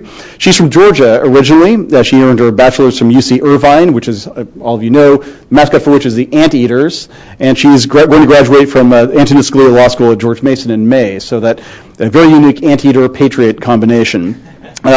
She, unlike Allison, has not been she has been ice skating before, but she's not a nationally competitive ice dancer. Misfortune that befalls most of us. But the two of them have been fantastic. Kristen, as I said, is back here for a second time.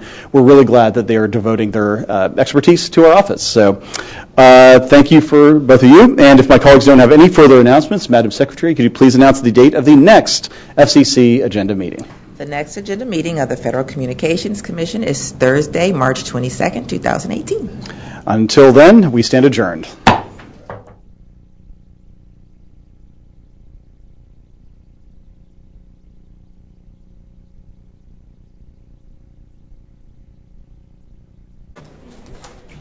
Hi, everyone. We're going to go ahead and get started with the press conference. So without further ado, I'll turn it over to the chairman. Thank you, Tina. I'll just have a brief statement, then be happy to take your questions. As you know, we sometimes like to have themes for our monthly meetings. Last year, for example, we marked Public Safety Month, Consumer Protection Month, and Infrastructure Month. And for our first themed meeting of 2018, February is Innovation Month here at the FCC. In the spirit, the FCC just adopted items to both unleash new innovation in the wireless sector and also to accelerate the Commission's approval of innovative new services and products. For the past couple of years, even though there's been talk about unleashing new wireless services and technologies in frequencies above 95 gigahertz, the Commission's spectrum frontiers stopped at 95 gigahertz. But as I said, if the United States is going to remain the global leader in wireless technology, we need to stay on the cutting edge. And that's why the time has come to stop just talking about the possibility of innovation in very high spectrum bands and start empowering U.S. innovators to test their ideas.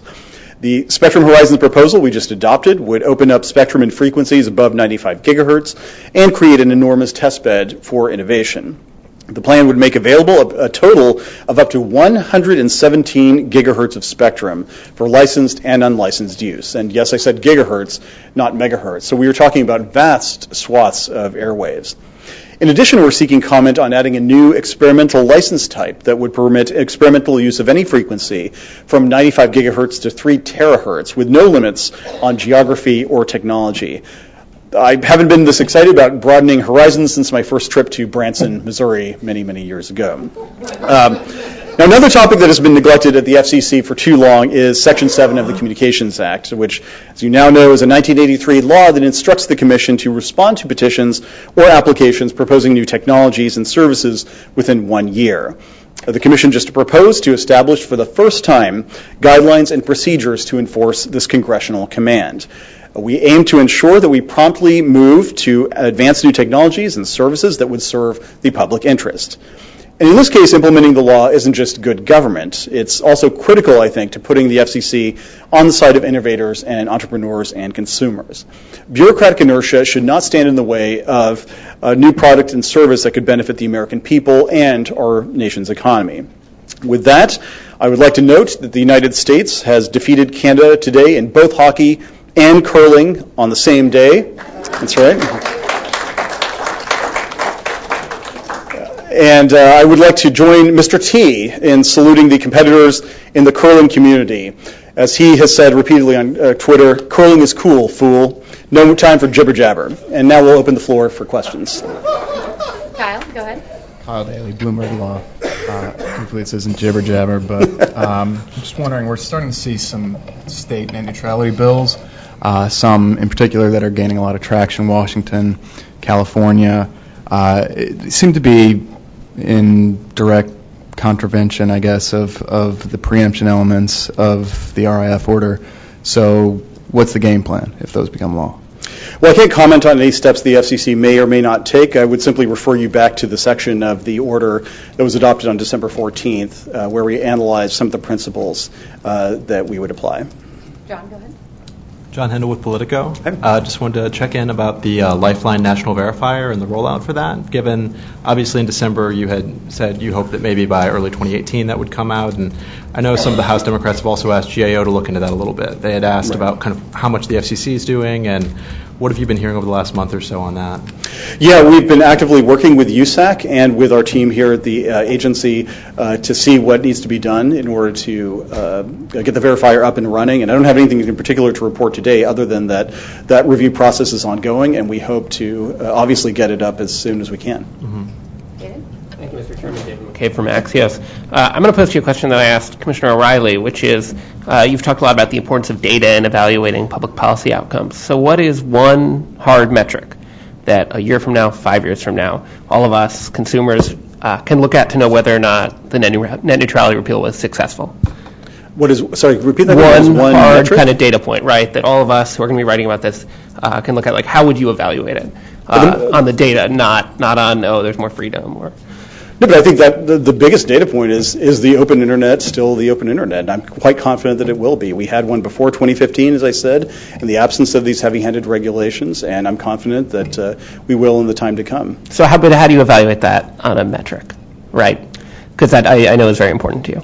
Yeah, I mean, obviously, free and open internet is one in which we you see an open and thriving environment in terms of innovators being able to create new products and services on the web, as well as infrastructure that is going deeper into the country. And so closing that digital divide, I think, is a good sign that the steps we have taken are promoting better, faster, cheaper internet access and services for all Americans. So more web services and more deployment? Is that the... Hey, Margaret McGill with Politico. I'd like to ask about this spectrum auction issue, specifically the upfront payments. I'm wondering, under your leadership, have you had any conversation with banks to try and get them to take upfront payments or to have those discussions, and what's been the result of those? And then also, other than legislation, are you exploring any workarounds for that issue, as Commissioner Rosenworcel has pushed for? As to the first question, all I can say is that we have worked with a number of different entities to try to resolve the issue, and the answer we've gotten back is that we have to follow the law, which leads to the second question. I've consistently said that we need a congressional fix in order to solve that problem, and I'm grateful to members of Congress from both sides of the aisle for their willingness to engage in this issue. And my understanding is that as part of the bill that was recently passed by the House Energy and Commerce Committee, this fix would be a part of that, which is why I issued the statement that I did 2 weeks ago, I think it was. Are you concerned about the danger of waiting for Congress to act without making any spectrum available? Well, I've consistently said that, as I just mentioned, the United States needs to be on the cutting edge, but the law is not a technicality. We actually need to solve this problem, and so I think it's important for office holders in Congress as well as regulators to engage in good faith and try to solve the problem as quickly as we can.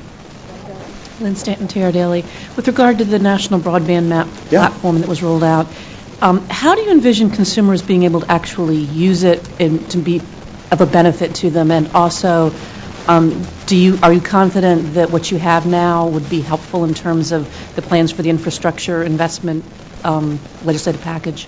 As to the first, I think the proof is in the pudding. I would highly encourage folks to go to broadbandmap.fcc.gov, and as Mr. Rosenberg's presentation made clear, it's a really useful tool. You can go by geography or technology or speed or rural versus urban or tribal versus non-tribal. It's a really powerful tool, and that's why I said it's a very meaningful first step, I think, into giving us a more accurate picture of where access is and where it isn't. And going to the second point, my hope is that as the tool becomes refined over time, we will have the ability to better target some of the subsidies and regulatory reforms to those areas that don't have access. That is, after all, the core mission of the agency is to make sure that as many people are able to participate in the digital economy as possible. And I think the broadband map that Mr. Rosenberg and the team have put together, it's just a great tool for helping us solve that problem. Okay, Howard Busker, Communications Daily. I'll also ask an auction question. So there's been a lot of talk about, and who knows what Congress is going to do on on the legislation. I mean, that's all. When does it start to become a problem? I mean, where are sort of the areas where you're worried about right now that if you don't get some direction soon, for example, 3.5, you can't do the Palace auction. Like, when does that start to become a problem if there's no fix in place? I can't give you a specific time frame. All I can say is that we have urged Congress to take immediate action to solve this problem because we don't want this legal impediment to stand in the way of the United States maintaining its leadership in 5G and in other aspects of the wireless marketplace. Historically, at least, we've taken the lead, and I would hope that this issue doesn't become an impediment. Matt Daneman, also Communications Daily. Yeah. Talking local number portability issues, New Star and others in the administered transition area have indicated there's an impasse that's going on. I'm wondering, what are likely next steps or possible next steps for the FCC, and does the timetable need to be delayed or changed at all? As you know, I sent out a letter asking for feedback by February 16th. We are now reviewing that feedback along with the staff, and so we're trying to figure out what the next steps are going to be, and so I can't report to you today as to what they might be, unfortunately. Anyone else? Todd, go ahead. Mr. Chairman, Todd Shields, Bloomberg News. In 2014, when you dissented from a crackdown on JSAs and SSA shared service agreements, you said such agreements are good for stations in smaller cities and towns. Are they appropriate, and should the FCC approve proposals for big cities such as New York and Chicago? Thanks. Well, I can't comment on any particular marketplaces without reviewing the facts specific to those JSAs, and so Let's leave New York and Chicago out of it. Is it appropriate for big cities? It depends on the facts. And so if you look at the dissent I posed in 2014, I went through and identified particular cases of JSAs that had served the public interest. And so, again, this is the fact-specific inquiry that I can't opine on in the abstract. So will the agency approve Sinclair's request filed yesterday? The Media Bureau staff is reviewing that, and we don't have any news to report just yet. Chairman Pai, Dave Shepardson from Reuters. Earlier this month, the Senate had the intelligence community up to talk about various issues, and all of them said none of them would use a ZTE or Huawei product. A couple of senators have introduced legislation to bar the use of the products from those two companies by U.S. government agencies.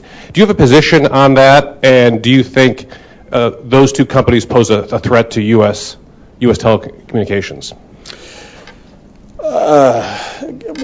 All I will say is that I can't comment at this time on those questions, not in an open setting. And I think there's one from Harper. Hi, Chairman. Harper Neidig from the Hill newspaper. Today's net neutrality order sets April 23rd as the effective date, but it also notes that certain parts need to be approved by OMB. Are you still planning to implement it in a piecemeal fashion with the parts that don't need to be approved on April 23rd, or are you going to wait until you receive OMB approval to implement the whole order? Well, I would disagree with the word "still" in your question. It's always been the case that the effective date, as I understand it anyway, is once the FCC announces approval in the Federal Register that we've received from OMB under the Paperwork Reduction Act. Thank you.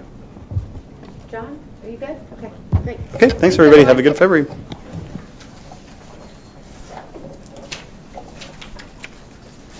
At this point, we'll transition to the Bureau press conference.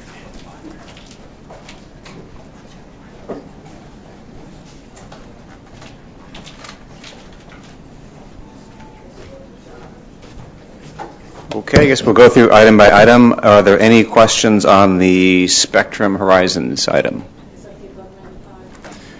Yes. Okay, OET.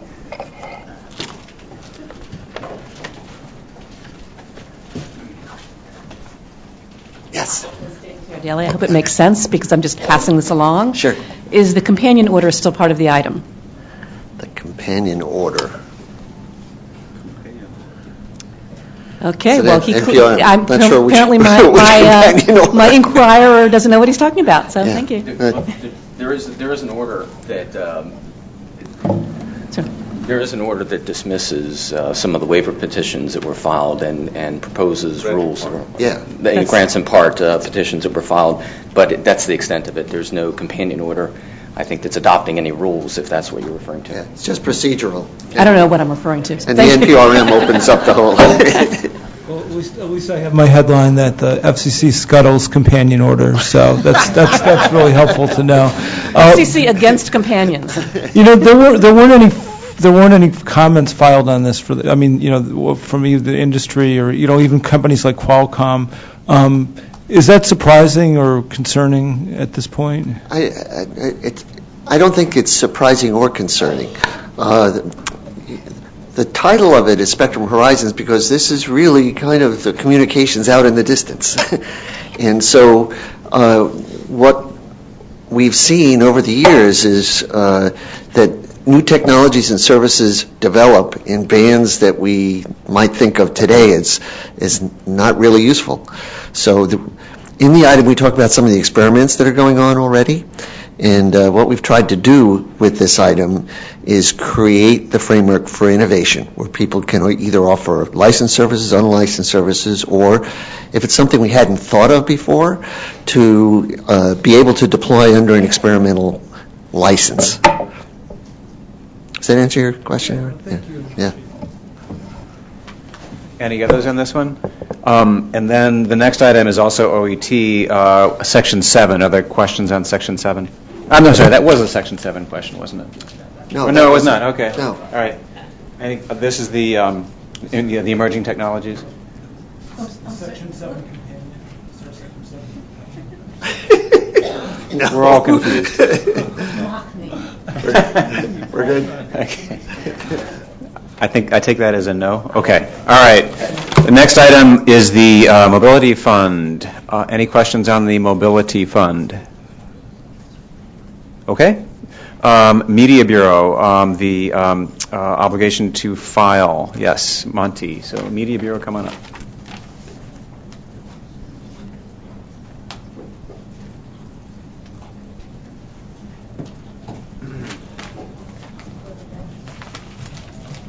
Hi. Hi, Matt Daneman, Communications Daily. I guess we want to understand, so the FCC is still going to be doing midterm reviews of EEO compliance. Absolutely. Without this form, how is that evaluation to be done? How does it change the process the Media Bureau goes through, or does sans that form?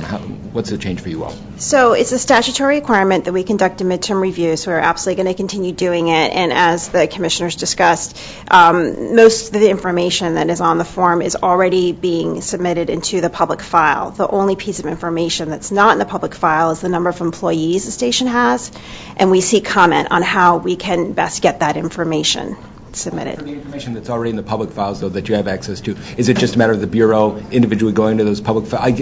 Mechanically, how are you going to go about doing this for evaluating the information that's available in the public files, since you won't be using Form 397 anymore? Well, we can just look up the station in the public file and so seek it's information. as simple as that? You just it's very simple. All right. Yeah, it's a great online public file. You should check it out. Very user-friendly. I will do that. Anything else on this one? Okay, thanks. The next, I believe, is payphone rules. Questions regarding payphone rules? Okay, and the final is the map presentation. Do you have additional questions? Okay, Lynn has questions on the map, so if the map team wants to come up.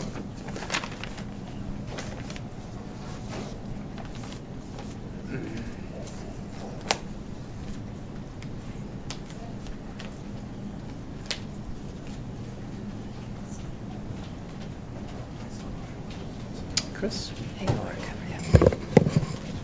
Lynn Stanton, TR Daily. Does the map show who the specific providers are that are claiming to provide service in that area? Yes, so on the location summary page, if you go to that, in fact, you can go to it right now, when you select a particular point on the map, it shows you all of the providers that report service in that census block by technology and upload and download speed.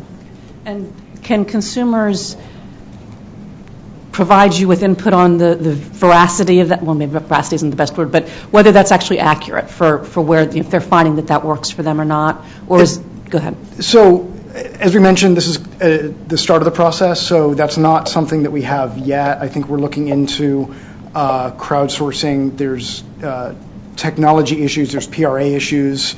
I'm sorry, PRA? Oh, sorry, Paperwork Reduction Act issues. So anytime that we collect information from the public, we need to go through that process. So there's a number of things that we are looking into, but it's not part of the map at this point. Thank you. And as Steve mentioned in his presentation, this is a first step. So we're always interested in how we can better improve both the map and the underlying data. Any other questions? Okay, thank you very much. We have several commissioners here. Commissioner Carr is here. So do you want to get started? Commissioner O'Reilly is here as well.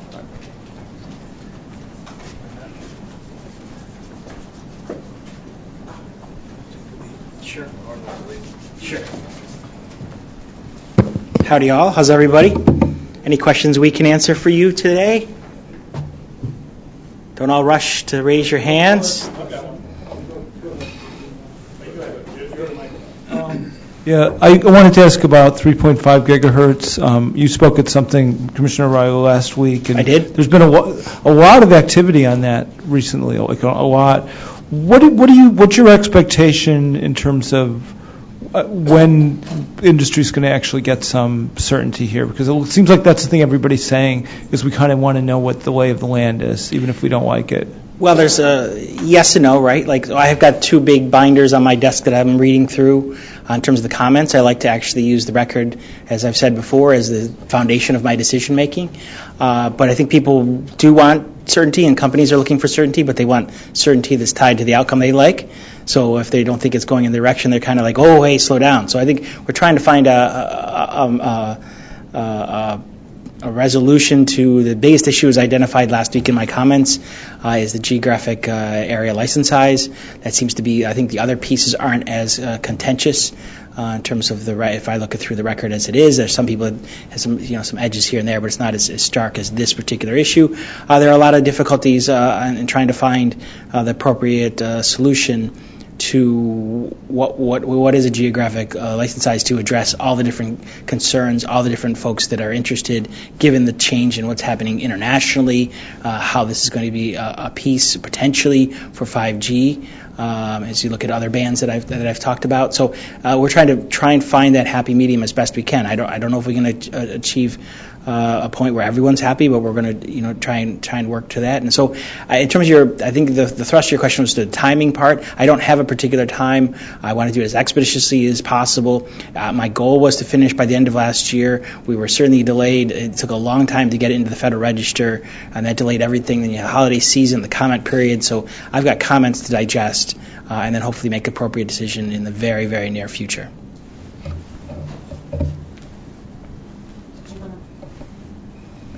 Lynn Stanton, TR Daily.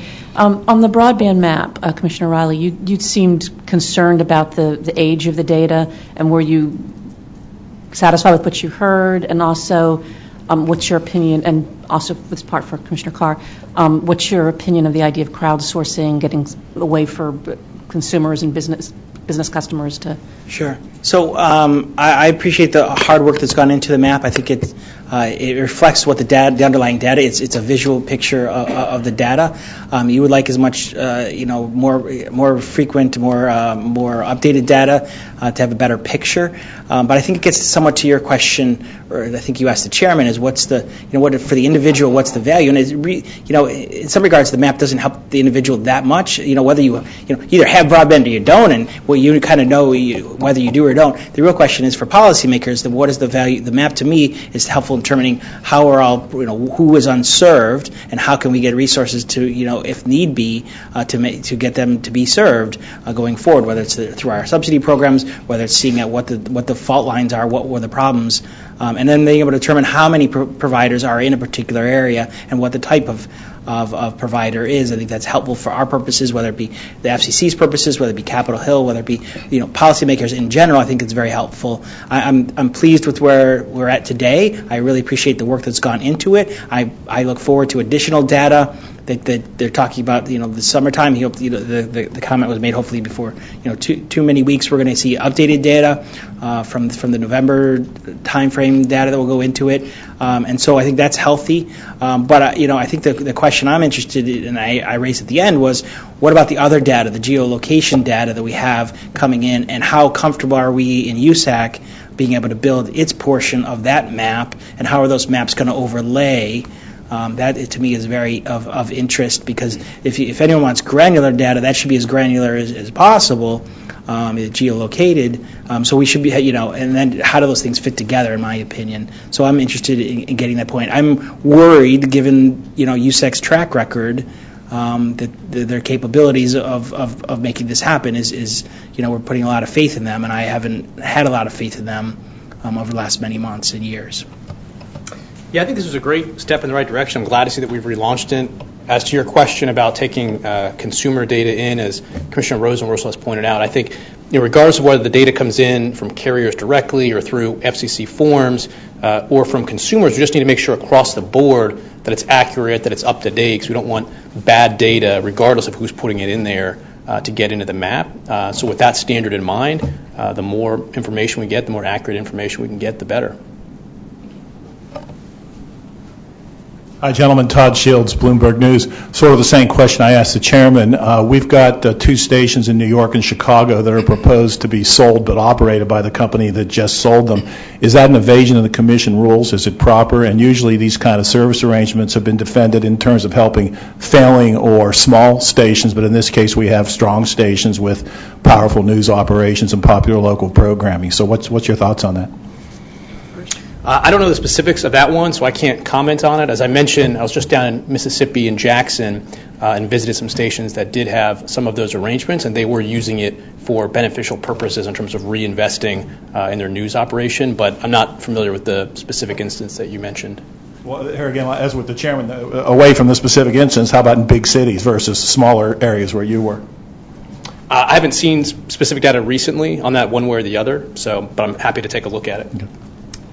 I happen to see the filing, but I haven't read it fully to understand all the different components of it, and I never comment about pretending prospective or pending mergers. But in terms of the macro question, I'm for and have supported greater relief in multiple layers, and are looking for additional action by this commission later this year as we tackle the quadrennial.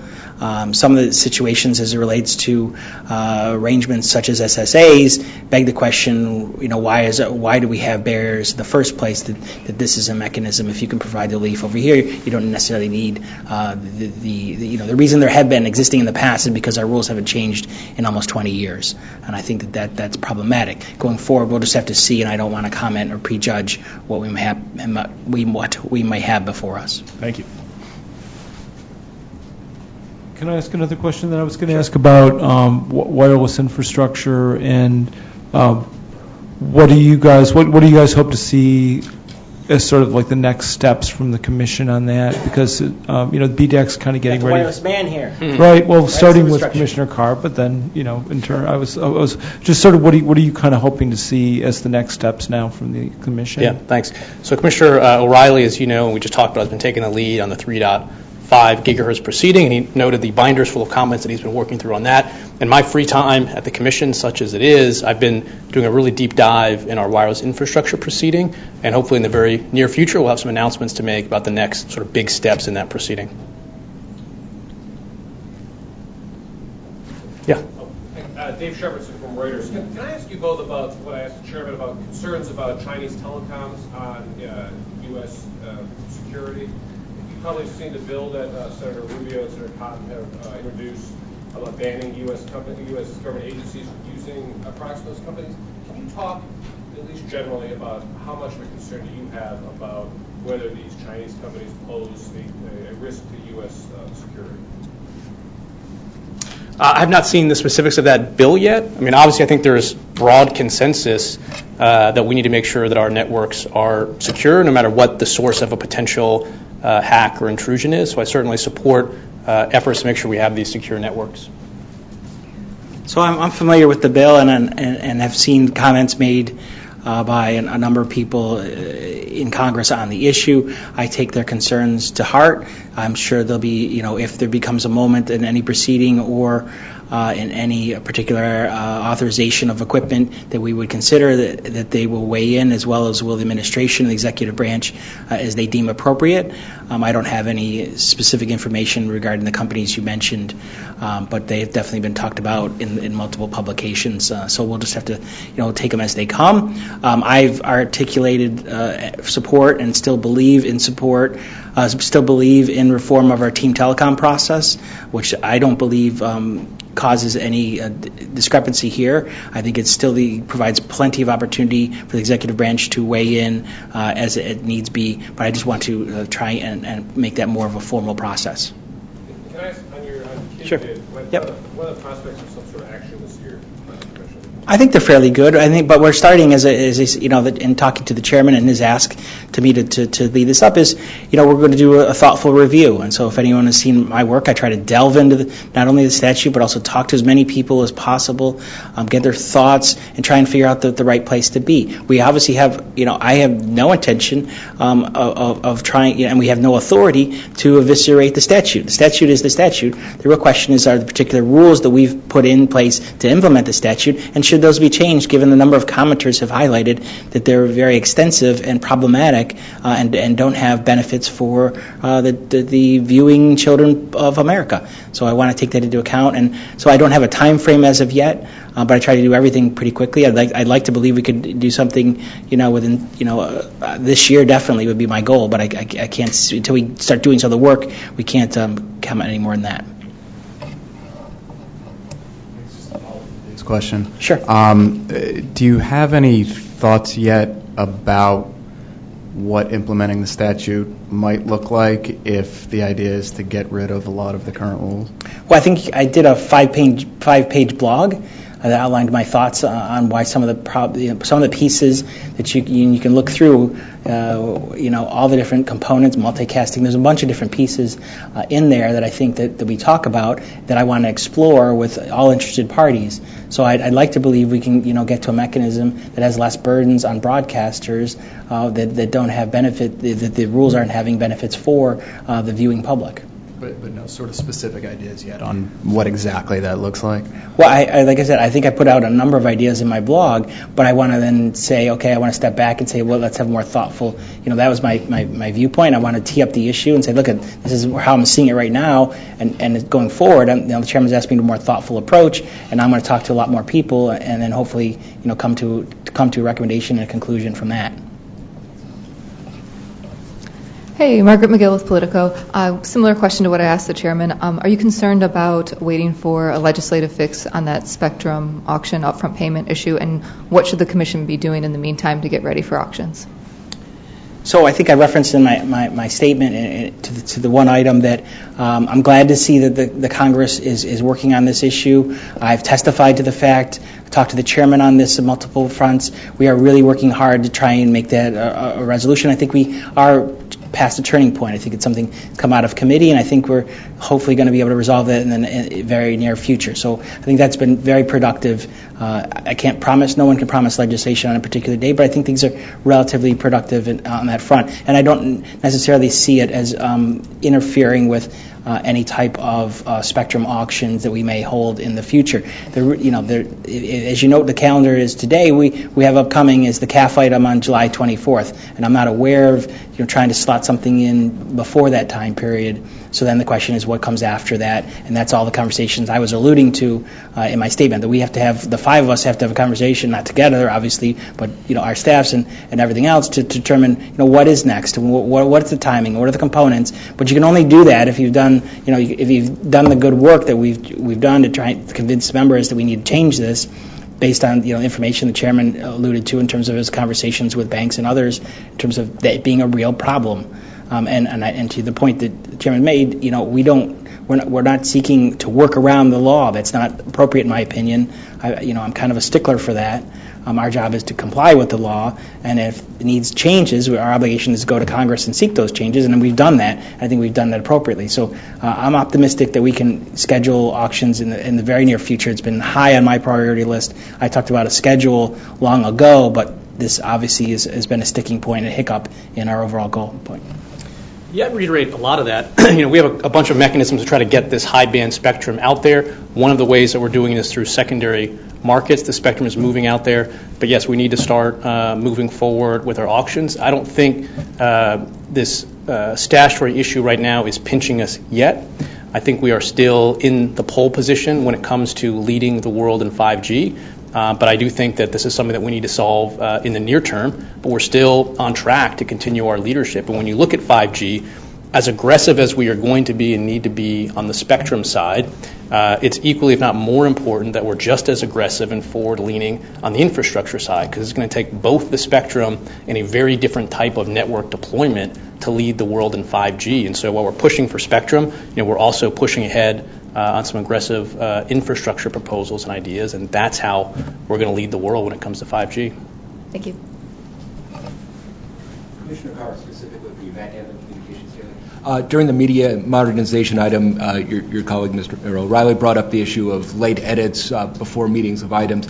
Is that a problem with the FCC? Does this need to be addressed? What are your thoughts on late edit issues? Yeah, I mean, speaking from my office's perspective, and I think this has sort of generally been a long-standing tradition at the Commission to try to get edits up, in the week prior to the meeting. So if the meeting is on a Thursday, I know there's oftentimes in my office and otherwise a push to try to get edits up on the chain, or at least circulated otherwise to the offices on the Thursday and the Friday. And I think if we can get our asks up and in front of each other earlier, that's going to allow room for compromise and for negotiations. But if we're coming up at the last minute, that doesn't leave a lot of room for negotiation. So, for my part, I think, we should be putting our edits up there as soon as we can, and that'll allow us to negotiate from there. Sure, but you're talking sort of aspirationally. I guess I'm wondering, is that an actual problem right now with FCC operations today of late edits?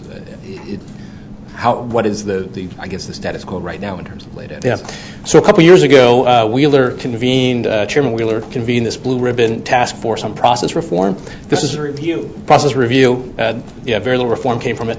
This was one of the ideas that was teed up there. Do we need to impose a rule that puts everyone to make sure that their edits are getting up there on the chain sufficiently ahead of time that allows every office to negotiate, as opposed to sort of surprising offices at the last minute? I certainly support those efforts to get edits up on the chain a lot sooner than what we see sometimes. Okay, one final question on auctions. So we have the CAF auction in July. As a practical matter, when does this have to be cleared up so that you could have auctions, so that the FCC can put everything together? I think you're stealing Margaret's question. But I'm just wondering, as a practical matter, it's summertime. I mean, so that you could still have other auctions late this year or early next year.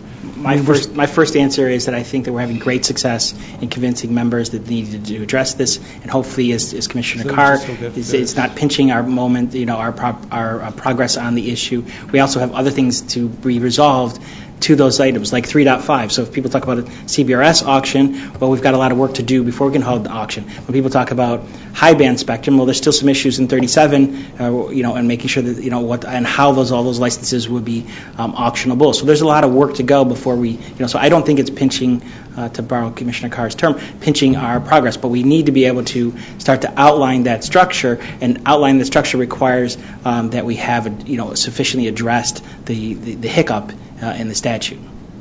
Yeah, I was just asking how far out of when the pincher starts. I think the chairman's probably in a better position to answer that exactly. My views are only such.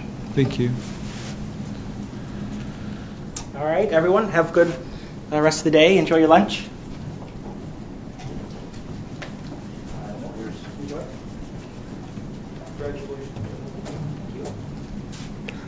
And then there was one. Any questions? Commissioner Rosenworth, a similar sort of question regarding the late edit files sort of issue. Is this problematic at the FCC? Is this something that needs to be addressed in some fashion?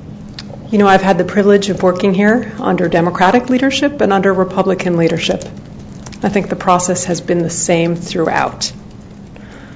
Whenever you are negotiating language in a decision, just like when you're negotiating language in a contract or language in legislation, sometimes there are disagreements and efforts to overcome disagreements at the last minute.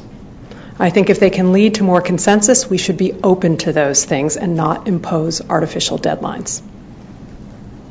I wanted to ask about, Commissioner or Chairman Pai today on the Section 7 item talked about how, there were no real suggestions made, then, if changes should have been made, it would have been nice, and, in 11th hour, can you respond to that? Because I think a lot of that was aimed at least in your direction.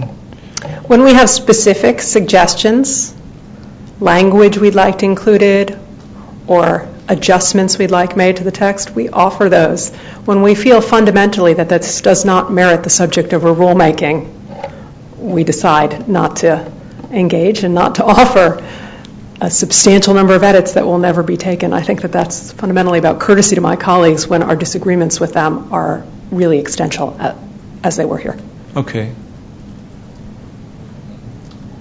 On the national broadband map, could you talk a little bit about how you envision the actual process working if your crowdsourcing idea were accepted, whether there would be some kind of verification of the information being submitted?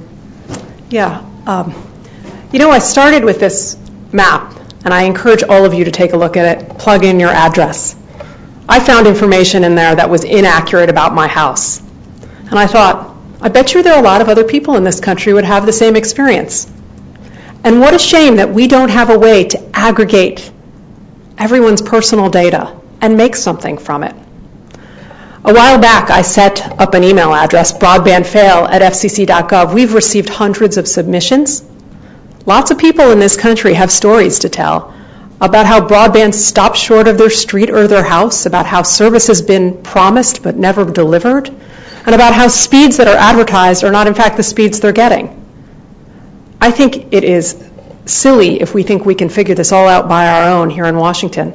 We don't just need a new national broadband map, we need a citizens broadband map, and we can all participate in creating it. I set up that email inbox in order to try to get the process started, to induce my colleagues to think about doing the same. I continue to be comfortable believing that we could get something from the wisdom of crowds and that we should pursue crowdsourcing as we develop and refine this map. Margaret. Margaret McGill, Politico.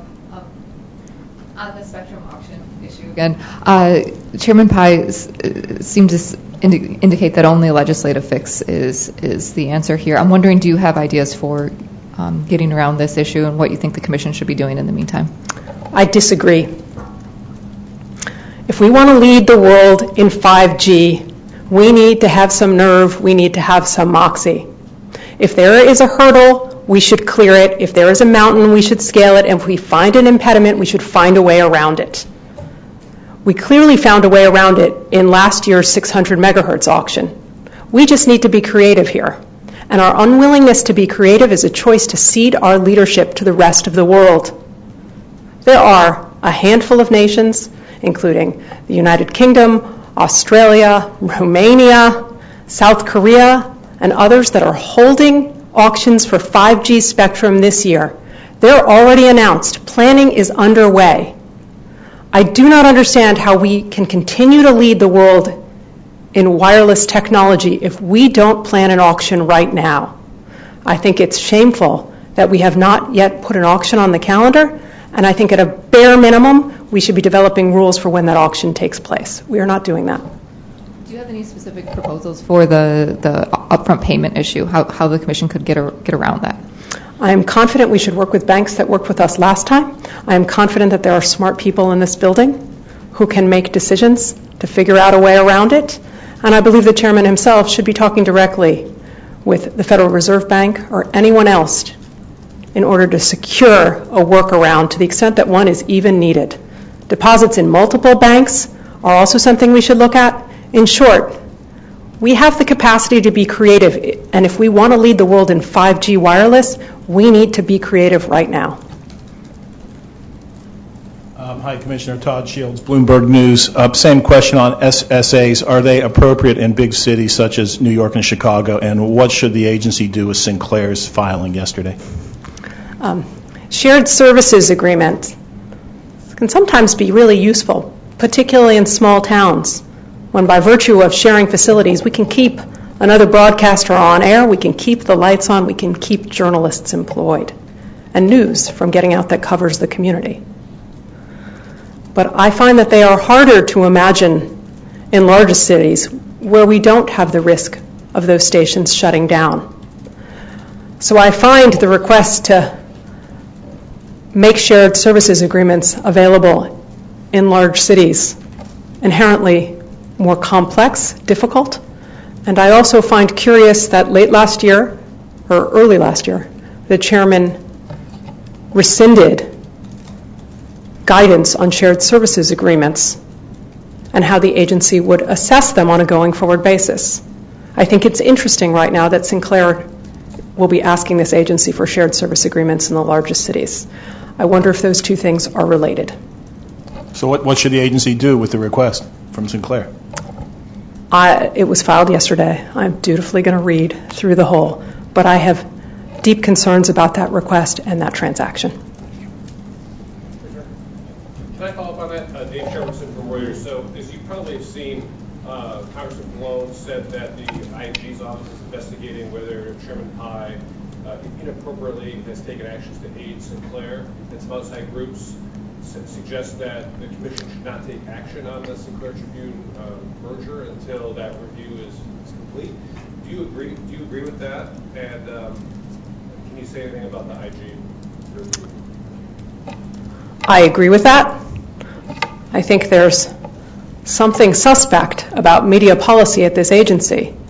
Every single action we have taken uniquely benefits Sinclair Broadcasting and its efforts to combine with Tribune. I have not myself had any discussions with the Inspector General, so I can't speak to that. And I wanted to ask a follow-up on the auction story. So Commissioners Carr and O'Reilly sort of said they don't think that that this is really a big issue yet because as a practical matter, the auction, you're just not, the FCC is just not ready to go to auction rules on some of these upcoming 5G auctions.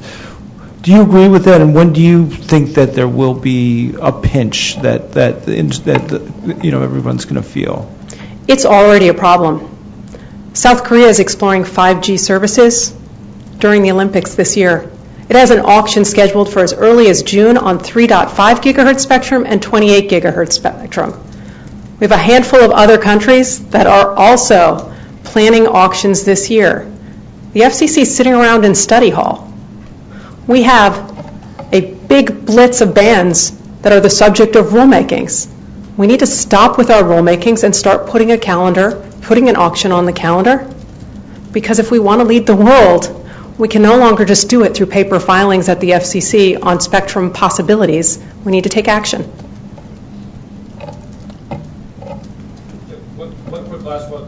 I asked your fellow commissioners about this. There's been a lot of talk in Congress about concerns about Huawei and ZTE, and there's legislation that would bar government agencies from using products from those two companies.